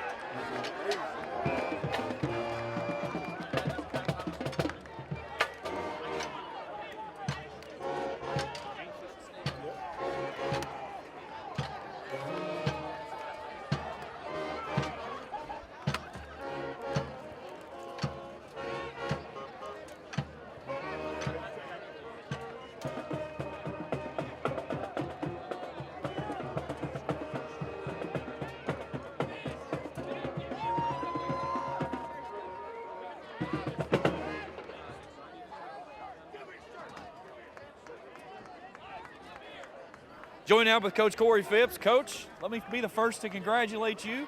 2024 AAC regular season champions. Wow, it's pretty crazy. You know, everything happens the way it's supposed to. You know, a 5-5 season, losses by 7, 3, 2, 1. You learn something about yourself. You learn something about your kids. You learn something about your staff. You learn something about the people that love you on campus and in the community, and everything happens the way it's supposed to. And I get one more week with these guys. At least one more week with these guys. man, that's big. And when you have a group of seniors like we love, and you don't want to turn them loose, you don't want to release them into the wild, and we get an opportunity to coach them one more week. That's all I want. That's all I want. So, the holidays rolling up. That's the greatest gift a coach could get. And some people say, do they deserve to go to the national playoffs at 5-5? Well, we got the automatic bid, then we deserve it. So we're going to regroup, get right, and make things happen, and go from there. I know Lee had a great day, broke some national records. We really did it unmethodically, just kind of throwing swing screens and stuff. So, but it was a really fun day, and I know some people look at this and have different opinions, but I didn't know if I was going to get to coach this group of seniors one more week, so I kept them on the field as long as I could. We shortened the halves for them, but we kept them on as long as we could. So I appreciate these guys. I love these guys. Let's interview a few of these guys. Let's do that. Hey, here we go. Ben and Myson. I'm an offensive coach, but a lot of these guys, mean a lot to me on the defensive side. Two of my favorite guys in the world right here. Like sons to me. Why don't you guys tell us how this feels? I'll let this guy interview you a little while. We'll start first with Ben. You guys this afternoon, you just really got after the quarterback, and off that defensive end, you guys have kind of set the tone there all season long. Yes, sir. It's really big. We couldn't do it without Landon Rowe, my guy, my dog, Myson Livingston, Jeff Flowers, Jalen Flowers, Malona Poulet. All them boys couldn't have did it without them. It's a collective. So I'm glad I could be able to, share this with the D-line. So it's not just my sack. I know I show up individually on the stat book, but this is all of ours. Bison, for you today, he brought up a great point. Landon was getting all the double teams there. That allowed you guys to go free, and you guys were really getting hungry after the quarterback. Yes, sir. It was really just a really great day overall, and I feel like we all just really came out here today wanting to be great, and I feel like that's exactly what happened. What a better feeling on senior day to hear those words out up top, 2024 regular season conference champions. How big is that? Extremely huge, because we've been here for 6 years now, so we've seen it from when it was bad to now. It's amazing. I can't describe the feeling. Ben, for you, when you heard those words, what was that like? Oh man, it was crazy. I just, like he said, we've been here from 2019, with the previous coach to now, and it's different, the vibe in the community and everything. They bought into us, and I'm glad we could just be there for them. But also, shout out to last year's team, bro. We ain't forget about y'all boys. We love y'all boys. This not just ours, this y'all's too. Love y'all boys. As a senior, you get one additional game for sure. How big is that? Huge. We always excited to keep on dancing. Always. It's huge. Myson, for you, what's it like knowing that, hey, you got at least one more to go? It's extremely huge, because I've always said I wish we had more games, and now we actually have the opportunity. So I'm just hoping that we can come out and show out. Gentlemen, good luck. We'll see you in the postseason. Thank you. Hey, go Bears. Go Bears. Let's see if we can grab Lee here in just a second, and we'll talk with him. All right, now join with Lee Kirkland. Lee, let's take it through everything today. The emotions of senior day, the uncertainties of a conference championship outright, and you guys take care of everything across the board. Tell me about the day. We just didn't think about the future. We were just enjoying senior day. We were enjoying each other, enjoying each other's presence, and just going out there and fighting with each other. And it turned out great, and we ended up winning, so it was good stuff. The crazy part was that we were in the broadcast, and you threw the touchdown that ties the NAIA record. At the same moment, Bluefield kicked the game-winning field goal to beat point. And when you hear that go across the loudspeaker, did you hear that first time, and what was it going through your head? I did. Well, everybody started screaming, and then I was like, oh, it must have been because I broke that record. But then everybody screaming and telling me that Bluefield won, and I was like, I didn't even know what to think. I was like, that's insane. For you had to make the decision to come back this year. Yeah, I did. Coming back, you look back now, was that the right decision for you to make? Always, yeah. I think I'm getting the Masters out of it, and I get to play another season with my brothers. It's gonna be the last ride, so might as well get everything I can get out of it. Well, you rewrote the record books here at UPIKE, but today you broke out a special pen. 2 national records today, most passing yards in a game, most passing touchdowns in a game. You broke a record from 1968. Oh God, that doesn't come back and haunt me. I don't. It's awesome stuff. I mean, I didn't do it by myself. I mean, it's passing touchdowns. So, I mean, other people got the ball. So it's all of my teammates. They helped me out, helped me get there. Brandon Newton had 2 touchdowns coming into the day. He sets a school record for 4 today. Oh, that's what awesome. was it that you and he got on such a quick game plan today to where you were hooking up in the end zone? So it's never really just one person. It's never like we have a connection at one point. I think all of us have a connection. You look at the stats. So many people get the ball. It's getting passed all around. So it just happened to be his day. So it was good stuff that I'm glad he got to get that. A guy that you've been really connected to a lot has been Diego Soto. He came over with Coach Phipps from KCU, and he was really a good addition to this offense. Yeah, that's a great guy. I mean, that's a guy that I've formed such a friendship with that he'll be in my wedding one day. So, I mean, he's a great guy, and I appreciate everything he's done for me and everything I will do for me. One thing that you have to certainly look at with all the success you have up front, those guys in front of you, they take good care of you. You do not get sacked very much. No, they keep me very healthy. So, I mean, that's a blessing in disguise. They're the only position that doesn't get any stats. So, it's a great thing whenever you got an O-line like that, and we appreciate them every day, O-line, receivers, because, I mean, they couldn't get the ball if I'm sacked. So, it's good stuff.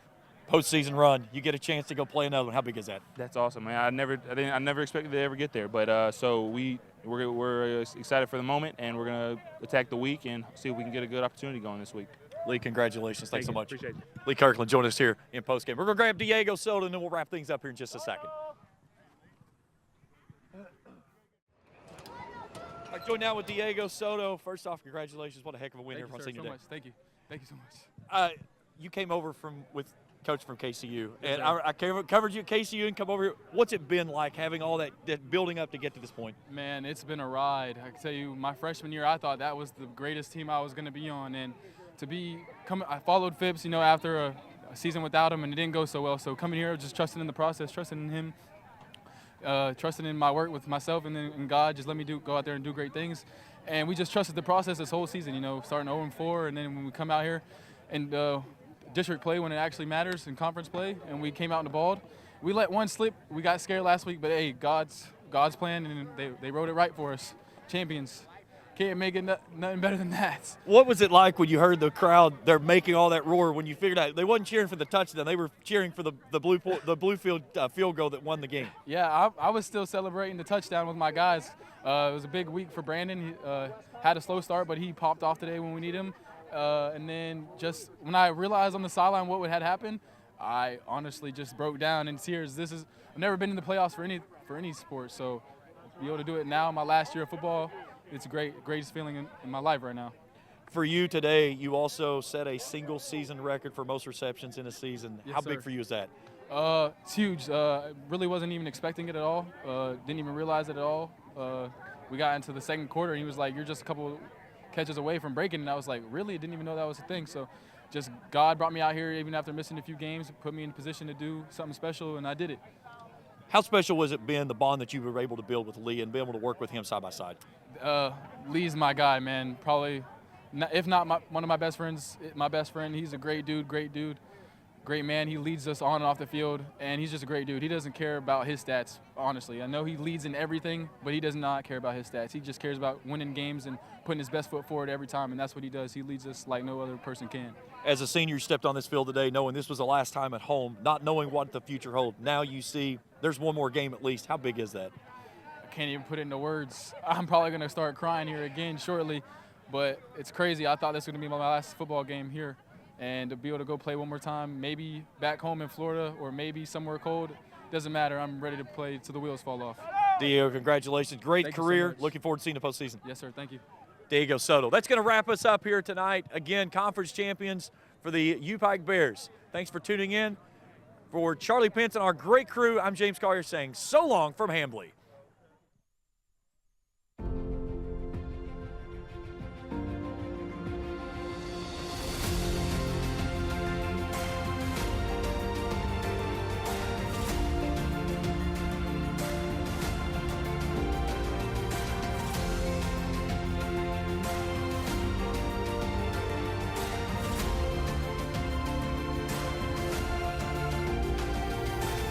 Achieve your dreams at the University of Pikeville.